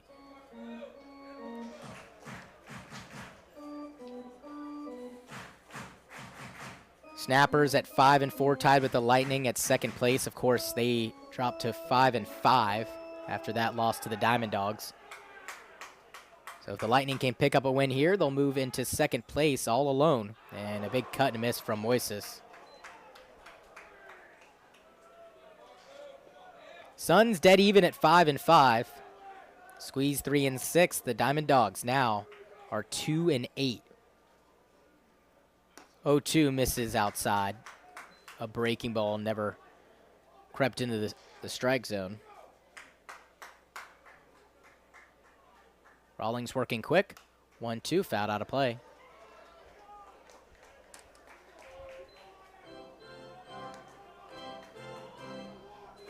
Good to see Winter Park get going. Lightning were able to steal a win out there in that last game of the series, scoring 3 in the 9th.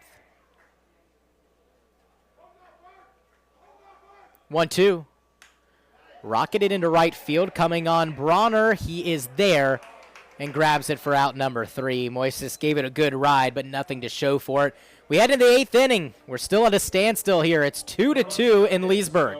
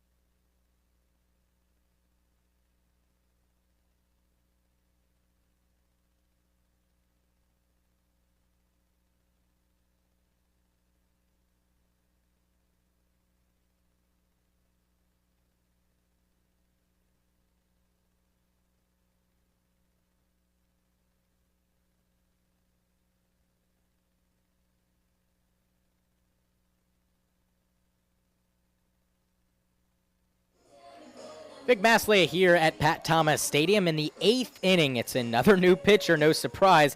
Nick Del Negro is in for the Lightning, and he relieves TJ Socras, who did a good job of getting out of a bit of a jam back in the 7th. Del Negro comes into this game. It's his 3rd appearance. He's 1-0, 5.40 ERA. 5 innings pitched, giving up 8 hits, 3 earned runs, 3 walks, and 3 strikeouts. So it's struggled a little bit out of the gate. But we've seen a lot of Lightning pitchers struggle. We've seen a lot of them find their groove in the past couple of games. It gets a big swing and a miss from the batter Michael O'Brien. He'll face 2, 3, and 4. His second outing on June 5th was a lot better than the first. 0-1 called strike. That outer part of the plate has been a call made by the home plate umpire for most of tonight. That second outing went 2 innings, gave up 2 hits, no runs, 1 walk, 3 strikeouts. Looped over the head of Grant Jordan. Maybe 3 or 4 more inches and he would have gotten that, but a tough ball to grab and a base hit for Michael O'Brien leads things off for the Suns here in the 8th. A first outing for Del Negro. 3 innings, 6 hits, 3 earned runs, gave up a double, a home run, 2 walks, and didn't record a strikeout. Batter Eli Tidwell. That's with a runner aboard at first. First pitch he sees is a called strike. He's 0 for 2 with a walk back in the first.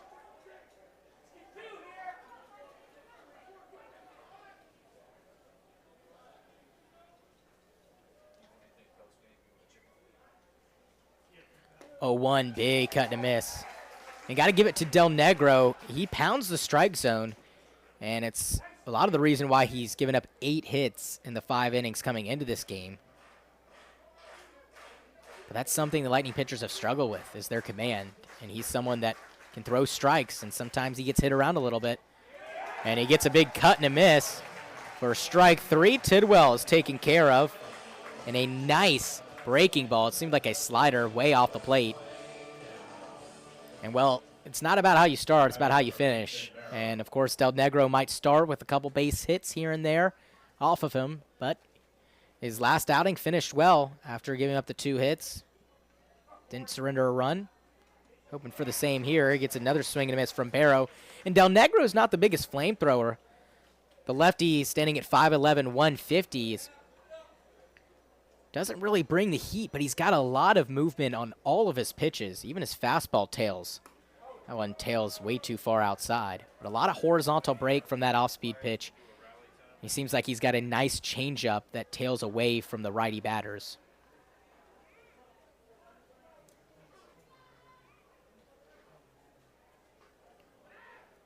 One. Just got a piece of it off the cup of the bat.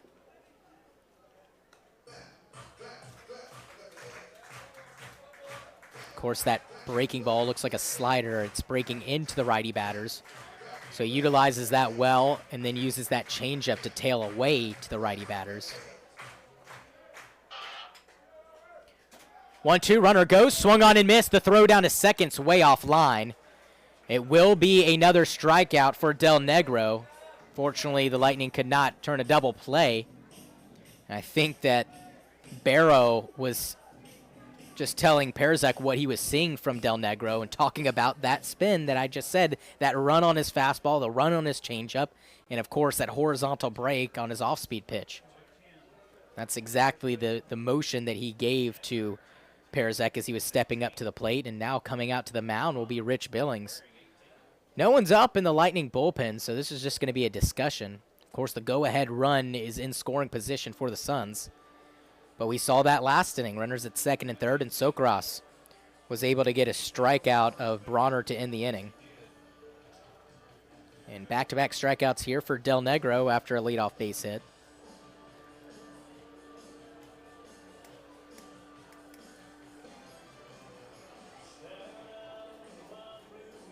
Perzak, a base hit back in the 6th. That was when he pinch hit for Kevin Brunette.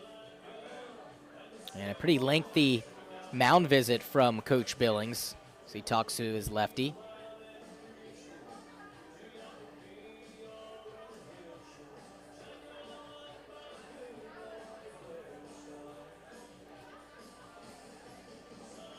Still at a 2-2 standstill in Leesburg. 2-run shot by Charlie Keller back in the second inning. And a bunch of goose eggs later from Lightning pitching until that sixth inning.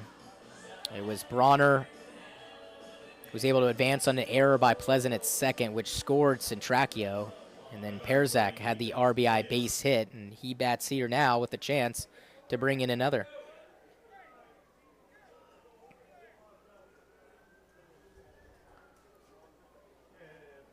And I think the field umpire is telling someone in the Suns dugout to get back on the on-deck circle.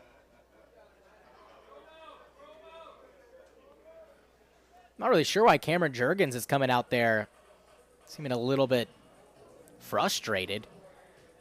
Seemed like he was just asking the umpire what he was saying, but his body language seemed like he didn't like what the umpire was saying.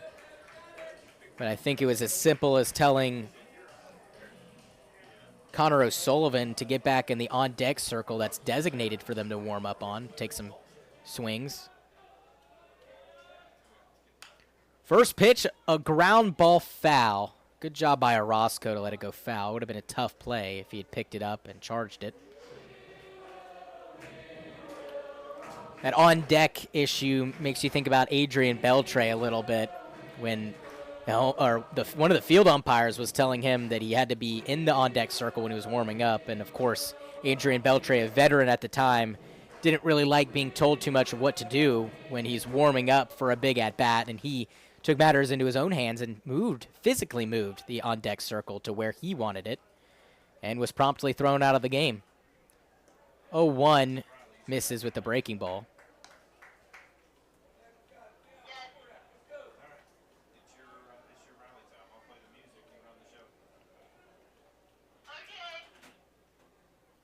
One ball, one strike. Here it is from Del Negro. Called strike. 2 down, 1 ball, 2 strikes. See if Del Negro can get himself out of a little bit of trouble. Just a runner at second, but a base hit would likely score him. Lefty set and deals. 1-2's fouled away. 2 up in the bottom of the 8th. It's Reed Snyder, Charlie Keller, and Grant Jordan, the perfect guys you want up to start a rally. Of course, Snyder, the base hit back in the second, then after that, Charlie Keller unleashed.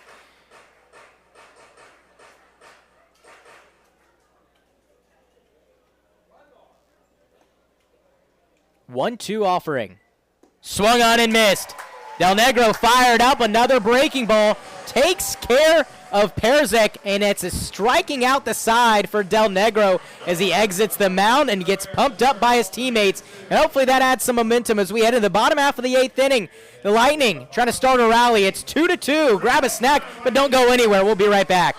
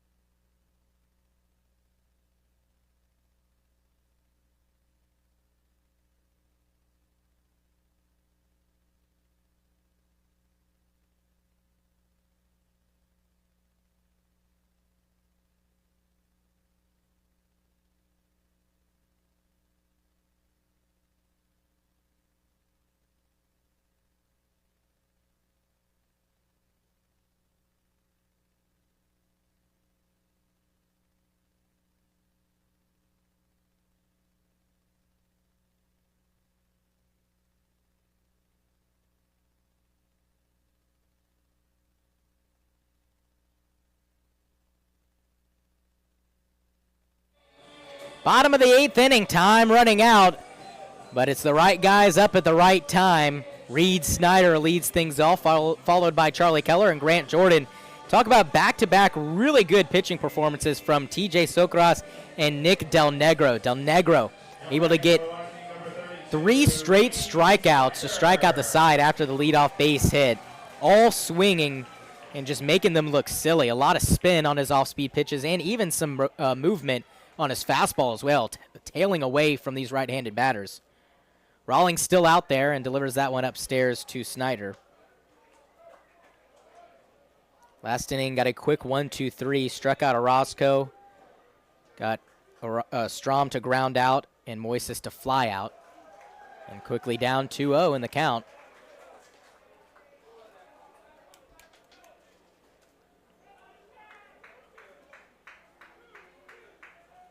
Two-0 delivery, just gets a piece of it foul.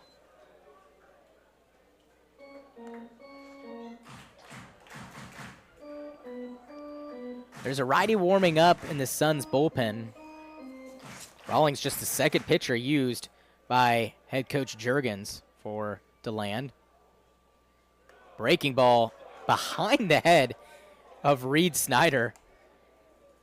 He didn't really even flinch too much. Maybe showing Rawlings he's not scared to get hit, even if it's in his head. That's pretty crazy. 3-1.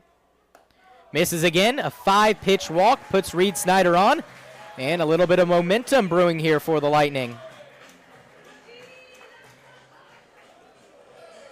Back in the 5th and 6th, Leesburg started the inning with leadoff walks, but they came out to nothing. Caught stealing by Moises.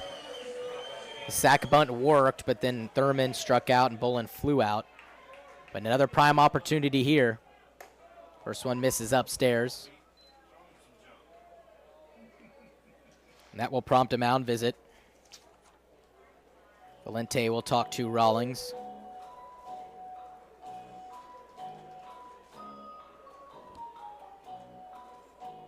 On the other side, Coach Billings has used 5 pitchers. And pretty much all of them has done a great job. It was really the error by Ledger Pleasant at second, which started the scoring for the Suns. 1-0's rocketed into right field. That one's going to get down for a base hit. Bronner is there. He will fire it in and hold Snyder at second base. But another good deal of hitting by Charlie Keller. And just like I said, the right guy's up at the right time. Snyder on with a walk and Keller on with a base hit. It's runners at first and second with nobody out for Grant Jordan, who's waiting to break out. And I think Juergens has seen enough from his right-handed pitcher, Rawlings, and he's going to yank him and toss in another right-handed pitcher. Jordan next up to bat. A strikeout and a ground out back in the 5th inning. And just 2 at-bats in that game on Tuesday before tonight. So like I said, still searching for his first hit in the Lightning uniform, and a big opportunity to do it right here. Juergens has still not called the bullpen. The home plate umpire going to go and speed things up a little bit. I'm shocked that Coach Billings isn't saying something. I mean, this is a long talk if they're inevitably going to put in a new pitcher.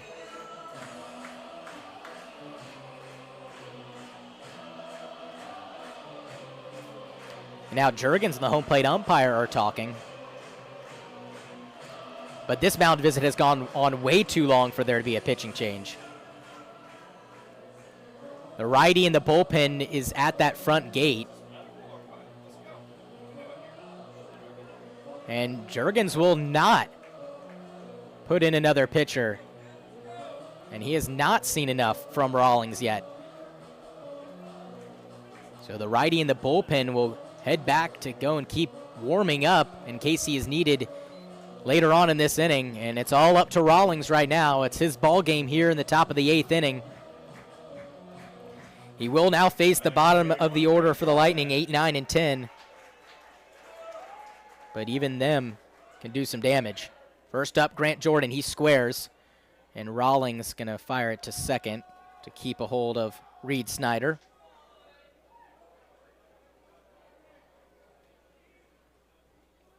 That base hit by Keller was just the 3rd Lightning hit of the night and the 2nd by him. Another check over to second. Snyder's in there safely.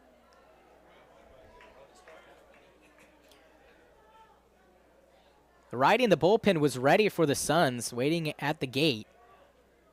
Of course, Jurgens going to leave in Rawlings, delivers, and almost getting it down was Jordan. That pitch was really high. So it'll be a first pitch foul ball. He's going to try to use some small ball to move over Keller and Snyder. On deck is Wroblewski.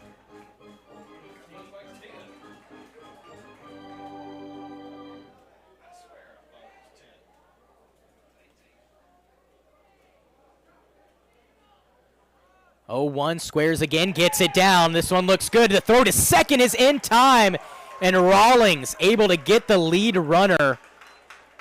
It really did look like a good bunt, but Rawlings was off the mound super quickly, and maybe his athleticism is why Jurgens allowed him to stay into the game. Rawlings listed as an infielder, and taking a look at it again, not the best bunt, but definitely not the worst.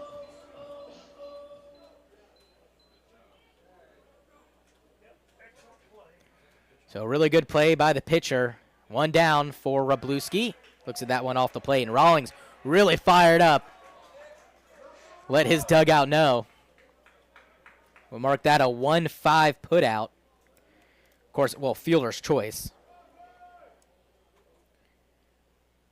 Next one misses again.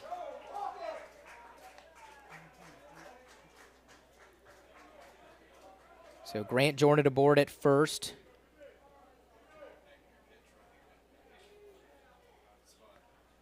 (2-0) called strike. Excuse me, at first is not Adam Perzek.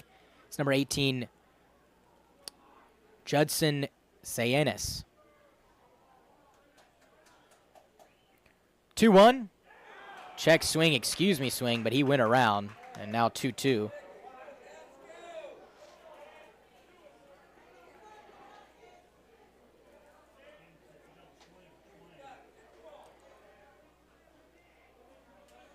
To Wroblewski. Ooh, just missed. And the Lightning might have just gotten a call scot-free from the home plate umpire. Wow. Count runs full. And a gift from the blue, but not that one. Wroblewski swings and misses, and it's 2 down. And I think Wroblewski, trying to tell the home plate umpire something, was irritated with the pitcher Rawlings. Rawlings, a lot of emotion out there. Not really sure what that could be about. But maybe said something to Wroblewski. Yeah, definitely said something to Wroblewski, and I think that's why he's complaining. And now Tanner Clark going to talk to the field umpire. I really do think this is about the pitcher Rawlings. He's been very animated out there, and he definitely said something to Wroblewski after he struck him out. And Tanner Clark, a former Lightning player, might not take too well to that. He donned a uniform for Leesburg for 3 years, and now Coach Billings is going to come out and ask what the problem is.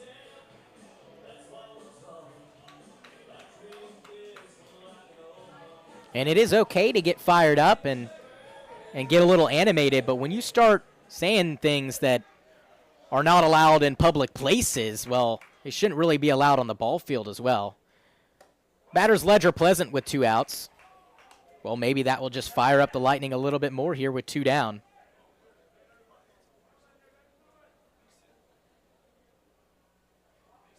But yeah, if you can't say it in a public setting, I don't think you should really be allowed to say it in a private setting. And they're going to get the pickoff at second base. And Rawlings absolutely fired up. It was Charlie Keller drifting way too far off the bag, and it takes the bat out of Ledger Pleasant's hands. We head into the 9th inning here in Leesburg. Tensions flaring up a little bit, but don't go anywhere. Still 2-2.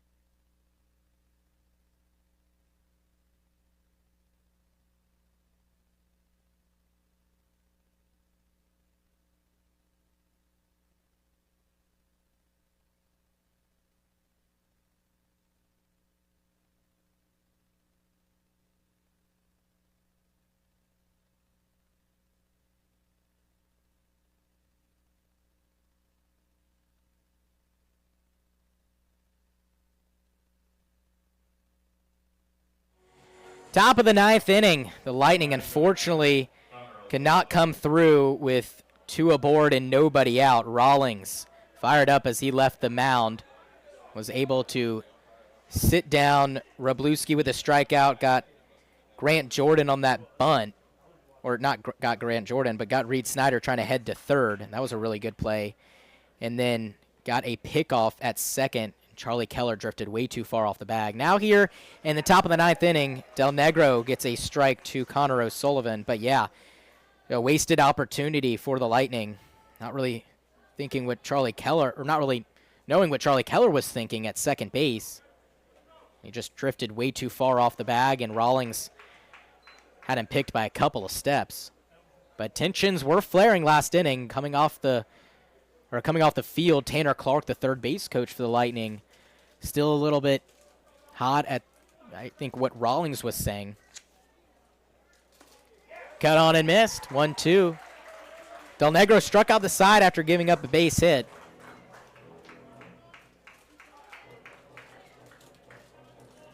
Things started with Wroblewski, I think, after his strikeout, not really liking what Rawlings yelled out to him.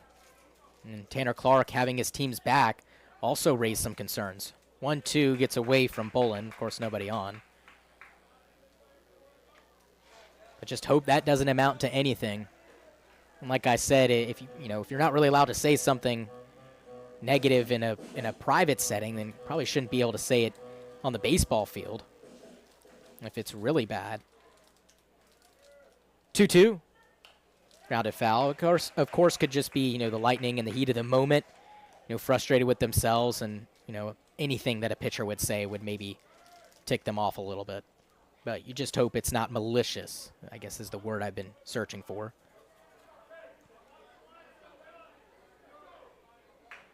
Two balls, 2 strikes to O'Sullivan. That funky batting stance. Chops this one over to Strom at first, and getting there late is Del Negro. He's out! And wow, Del Negro at the last second was able to get there. And O'Sullivan is out. That was a really close play. I did not think that Del Negro got there in time. He was a little bit late getting off the bag at first. James Strom had no chance at getting there. No, he slipped off the mound. That was it. He wasn't late. It was a bang-bang play, and it just didn't go the Suns' way. So can't fault Del Negro there. He tried his best. But, of course, the lefty finishing towards the third base side after he's done throwing.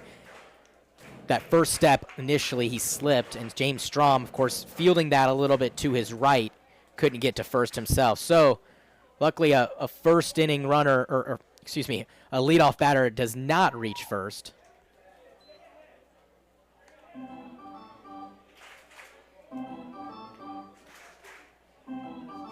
The past 6 innings, since the third inning, the Suns have had a leadoff batter aboard, and the Lightning have been able to claw their way back. Tapper right past Del Negro. Tough play for Pleasant. The throw is high and not in time. And Jesus Rodriguez is safe. A tough play, and that's going to go down as a hit.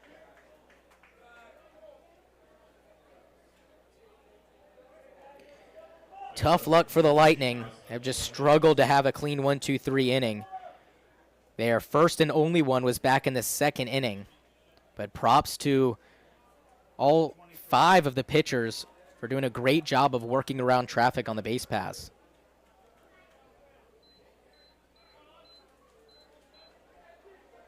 That'll bring up Osman Melendez. First pitch floats away outside. Nobody up in the Lightning bullpen, so it's Del Negro's game. Does have 1 win on the season. There is a pitcher throwing in the bullpen all the way back in the corner. I can barely see him from my point of view. 1-0, called strike. It's Jose Paniagua, the flamethrower.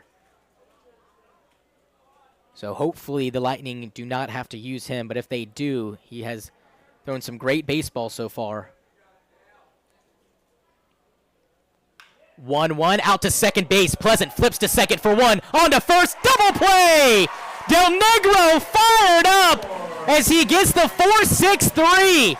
And the Lightning have a chance to walk this one off in the bottom of the ninth. It's tied at 2 apiece, but don't go anywhere. We'll be right back.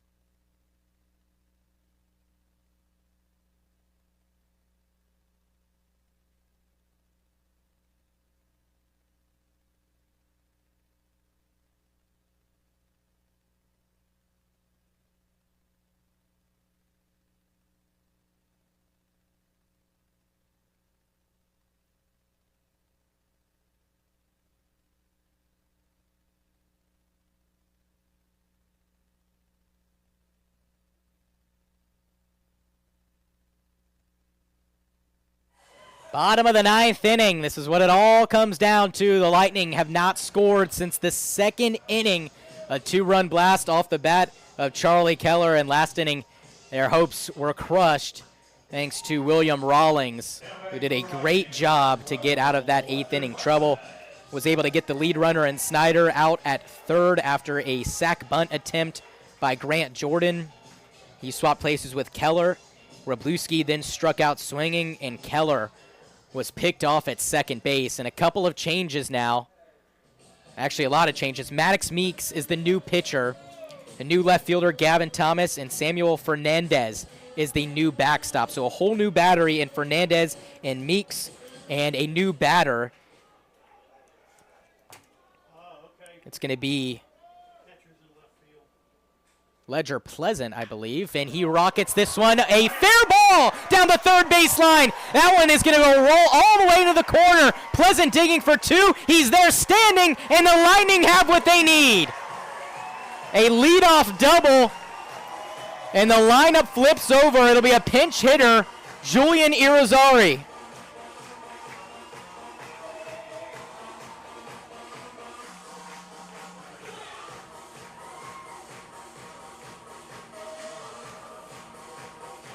Irizarry pinch hitting for Eli Thurman.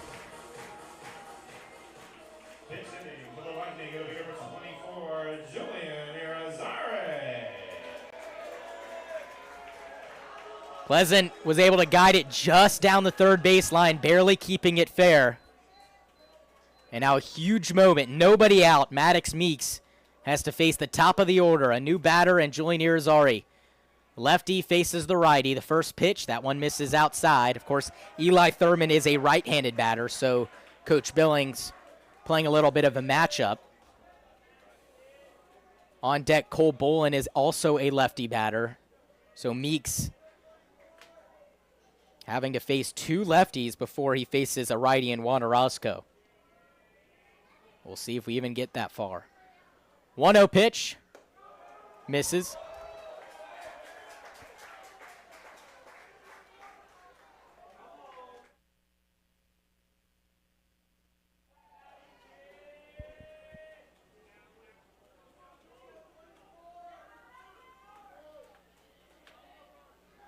2 balls, no strikes to Irizarry.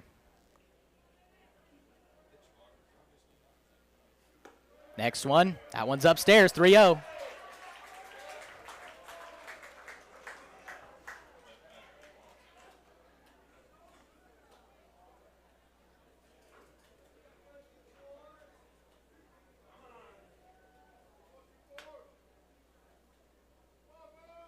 Three balls, no strikes. The pitch, called strike.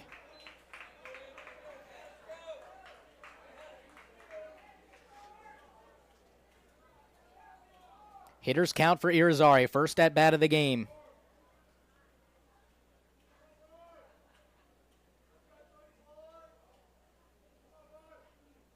Next offering, excuse me, swing, he went around. The home plate umpire called it. Now after getting behind 3-0, Irizarry has to deal with a payoff pitch.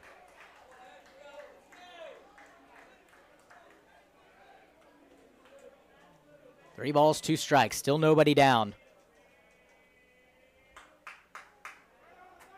Meeks ready, the pitch. Popped up out of play, foul.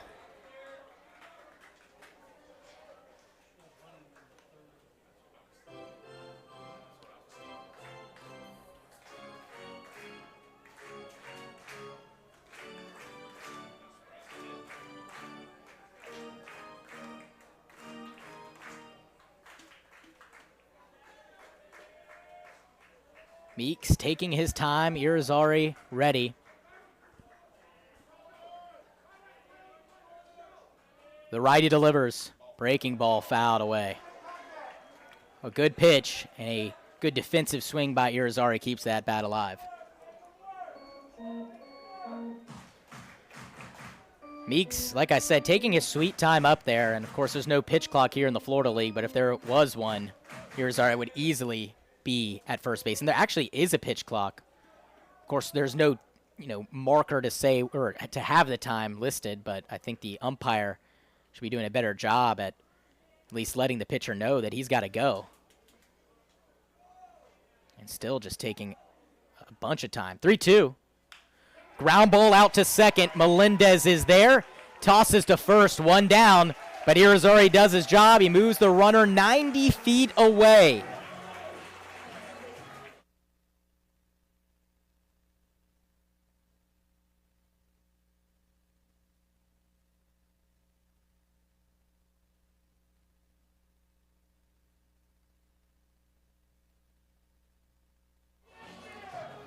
The batter's Cole Bolin, still looking for his first hit in a Lightning uniform, but he'll have to wait. Head coach Juergens is going to go out there and talk to his righty. Of course, no one in the bullpen, so it's Maddox Meeks' game. And the winning run standing just 90 feet away.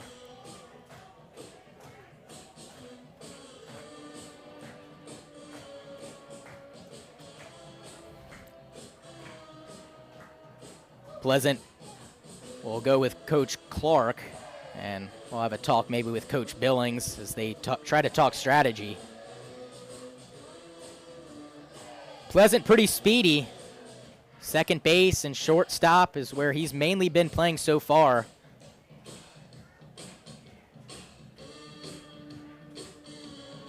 Pleasant has not attempted a stolen base, so we really haven't seen him showcase that speed yet.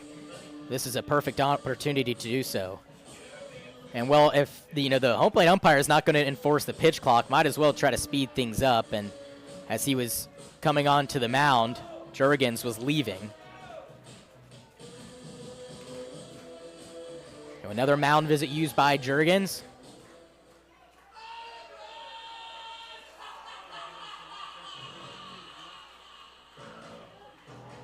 Pleasant heads back down to third base, and one heck of a walk-up song here. Crazy Train played for Cole Bolin. Infield comes in. 1 down. The Florida Gator at the plate. First pitch, line drive caught at first.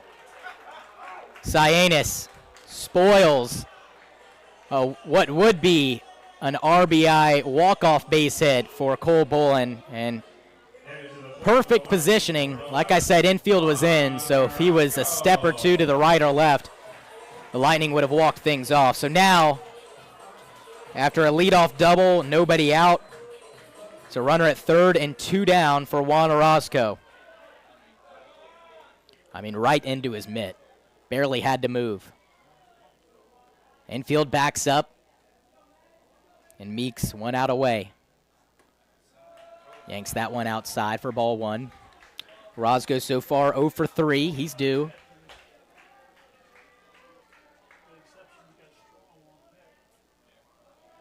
It's been a stalemate at 2-2 since the 6th inning.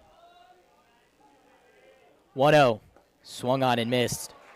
Orozco chases that breaking ball. Missed every stitch of it.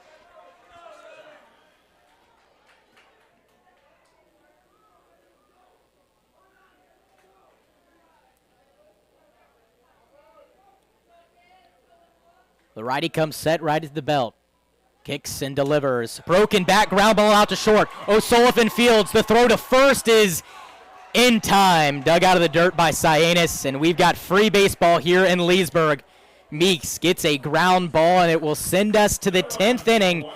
No runs, 1 hit, and no errors. 1 left. It's the 10th inning here in Leesburg, and unfortunately, Lightning could not find some magic here in the 9th. But don't go anywhere. Still got a nail biter. 2-2 is the score.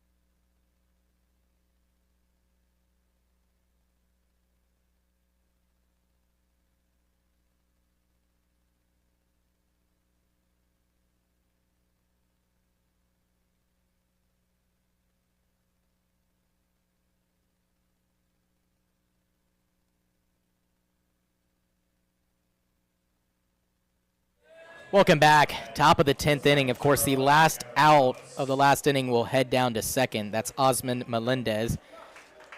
The batter's number 11, Gavin Thomas, will face off against Jose Paniagua, newly into the game. First pitch he throws is up and away.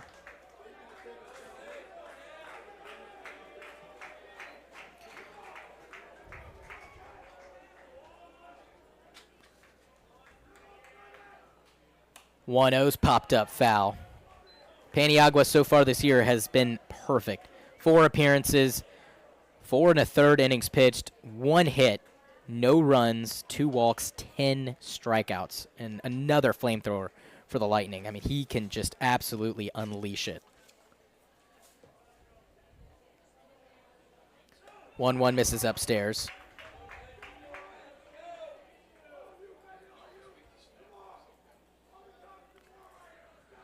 Suns dugout making a lot of noise. Trying to hype up their batter and Gavin Thomas. 2-1's fouled away, makes it 2-2.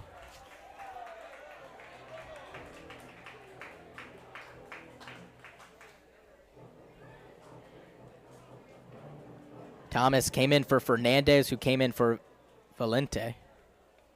Excuse me, that might be a little bit messed up. Had a lot of changes here in the last couple innings. 2-2. Here it is. Swung on and missed. Peniagua blows a fastball right by him and takes care of Gavin Thomas. One down.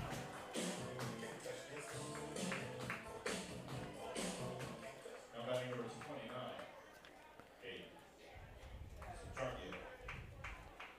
Cade Centracchio will bat.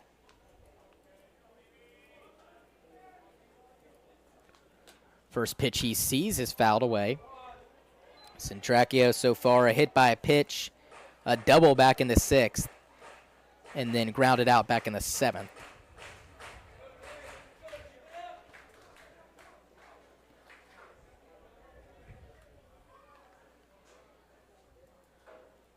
Oh, 1 offering. Ground ball out to second. Pleasant has to charge. Bobbles, throws, got him. What a play. I don't even think Pleasant had a grip on the baseball. That was in the palm of his hands, and he just flipped it up to Strom, who brought it in. Wow. The Lightning avoid disaster yet again. Pleasant gets a much-needed second out. Moving second to third was Osmond Melendez. But taking a look at that again, bobble with the glove, then, yeah, just threw it with the palm open. Didn't even have a grip on it. An underhand toss to James Strom. Wow. Top of the order back up. It's Holden Bronner. First pitch, ground ball out to short. Grant Jordan has it. Takes a couple steps. The throw high, but hauled in by James Strom. And Jose Paniagua gets a clean 1-2-3 inning here in the top of the 10th. The Lightning will have a runner aboard at second to start the bottom of the 10th inning. Like I've been saying before, do not go anywhere. It's 2-2, bottom of the 10th coming up when we come back.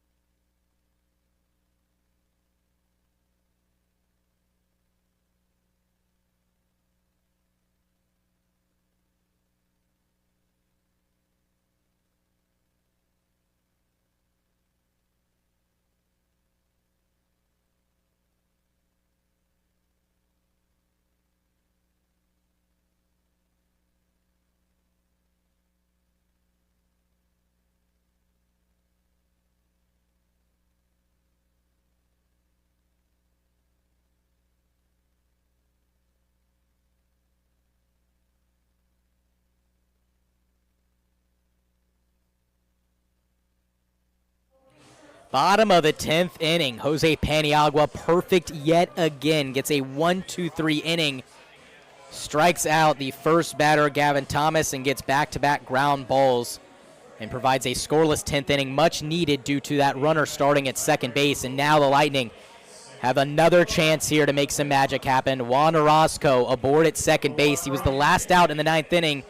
And at the plate, it's James Strom, who after a really good series against the Diamond Dogs, especially in that first game with 5 RBIs, has settled down a little bit. So a chance to come through big. He will face Maddox Meeks out there again for the Deland Suns. First pitch just gets a piece of it foul. Looks like there's a couple of, or it looks like there's an arm going to warm up in the Deland bullpen.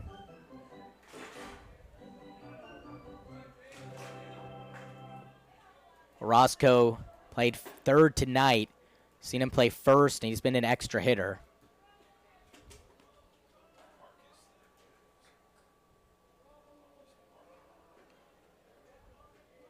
No balls, 1 strike. Meeks just taking his time out there. And excuse me, that's a pinch runner now at second. It's going to be Ryan Jenkins to come in. So Jenkins is aboard at second. Was a little bit surprised Orozco was going to head out there to begin the inning. But Jenkins' speed a little bit better than Orozco. 0-1. A bit outside.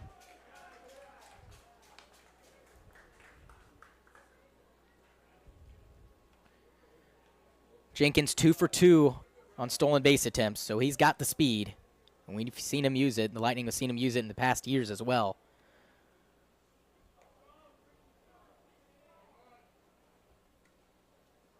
One. Outside again. Seems like Meeks might be a little too focused on Jenkins at second. He's got to face the meat of the Lightning order. After Strom, it's Moises, then Reed Snyder. Meeks takes a look at second, now delivers a 2-1. Nice breaking ball, falls into the strike zone.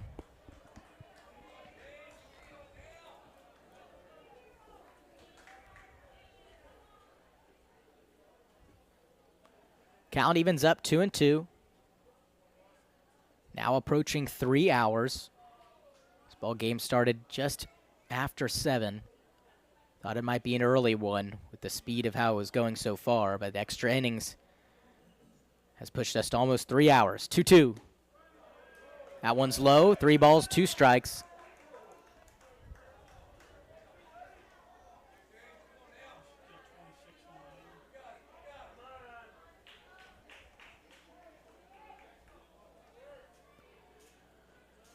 Meeks looks in.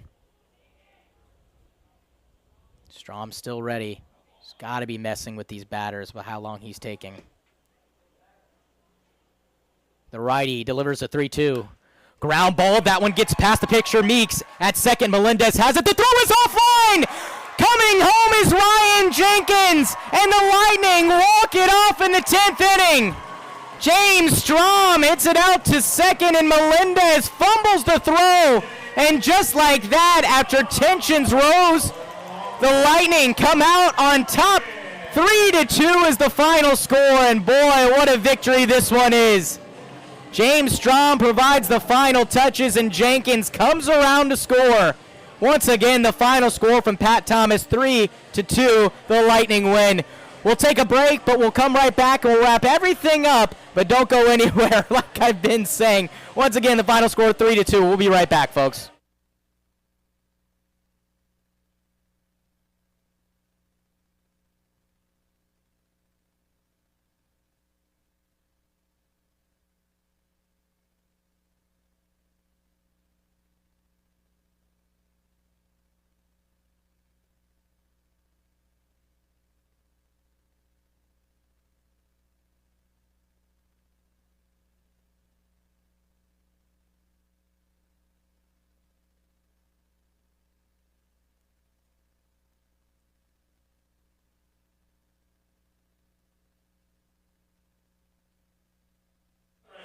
Welcome back, folks. Good news. The Lightning win.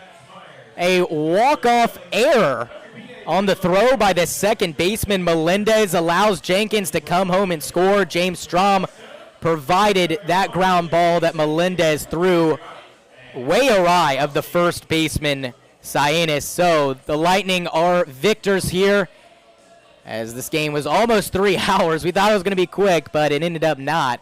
So, of course, I'm alone for tonight's ball game. I'll give everyone just a quick recap. Well, not much went on besides some really good pitching. A 2-run homer in the second inning by Charlie Keller started things, and then a lot of goose eggs thrown up by the Suns pitching staff.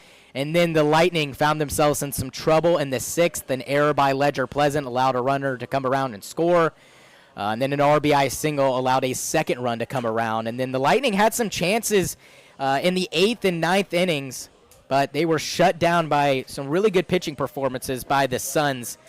And then it was the 10th inning where James Strom provided that walk-off ground ball that turned into an error by the second baseman, Melendez. So we'll go ahead and wrap up everything. First, The Lightning play tomorrow in Deland. That game is at 7 o'clock right here on Varsity Sports Nation. I'll be with Adrian Delgado, and then we'll be right back here at Pat Thomas Stadium on Saturday for a 7 o'clock game. So once again, tomorrow, 7 o'clock in Deland. We will see you there as the Lightning try to win this series in their first away game at Deland this season. So for the Suns, 2 runs on 6 hits, 1 error for the Lightning. 3 runs on 4 hits and 2 errors. Once again, the final score from Pat Thomas Stadium. The Lightning walk it off. A 3-2 victory for myself, Vic Masley. I'm saying so long and good night from Leesburg, Florida.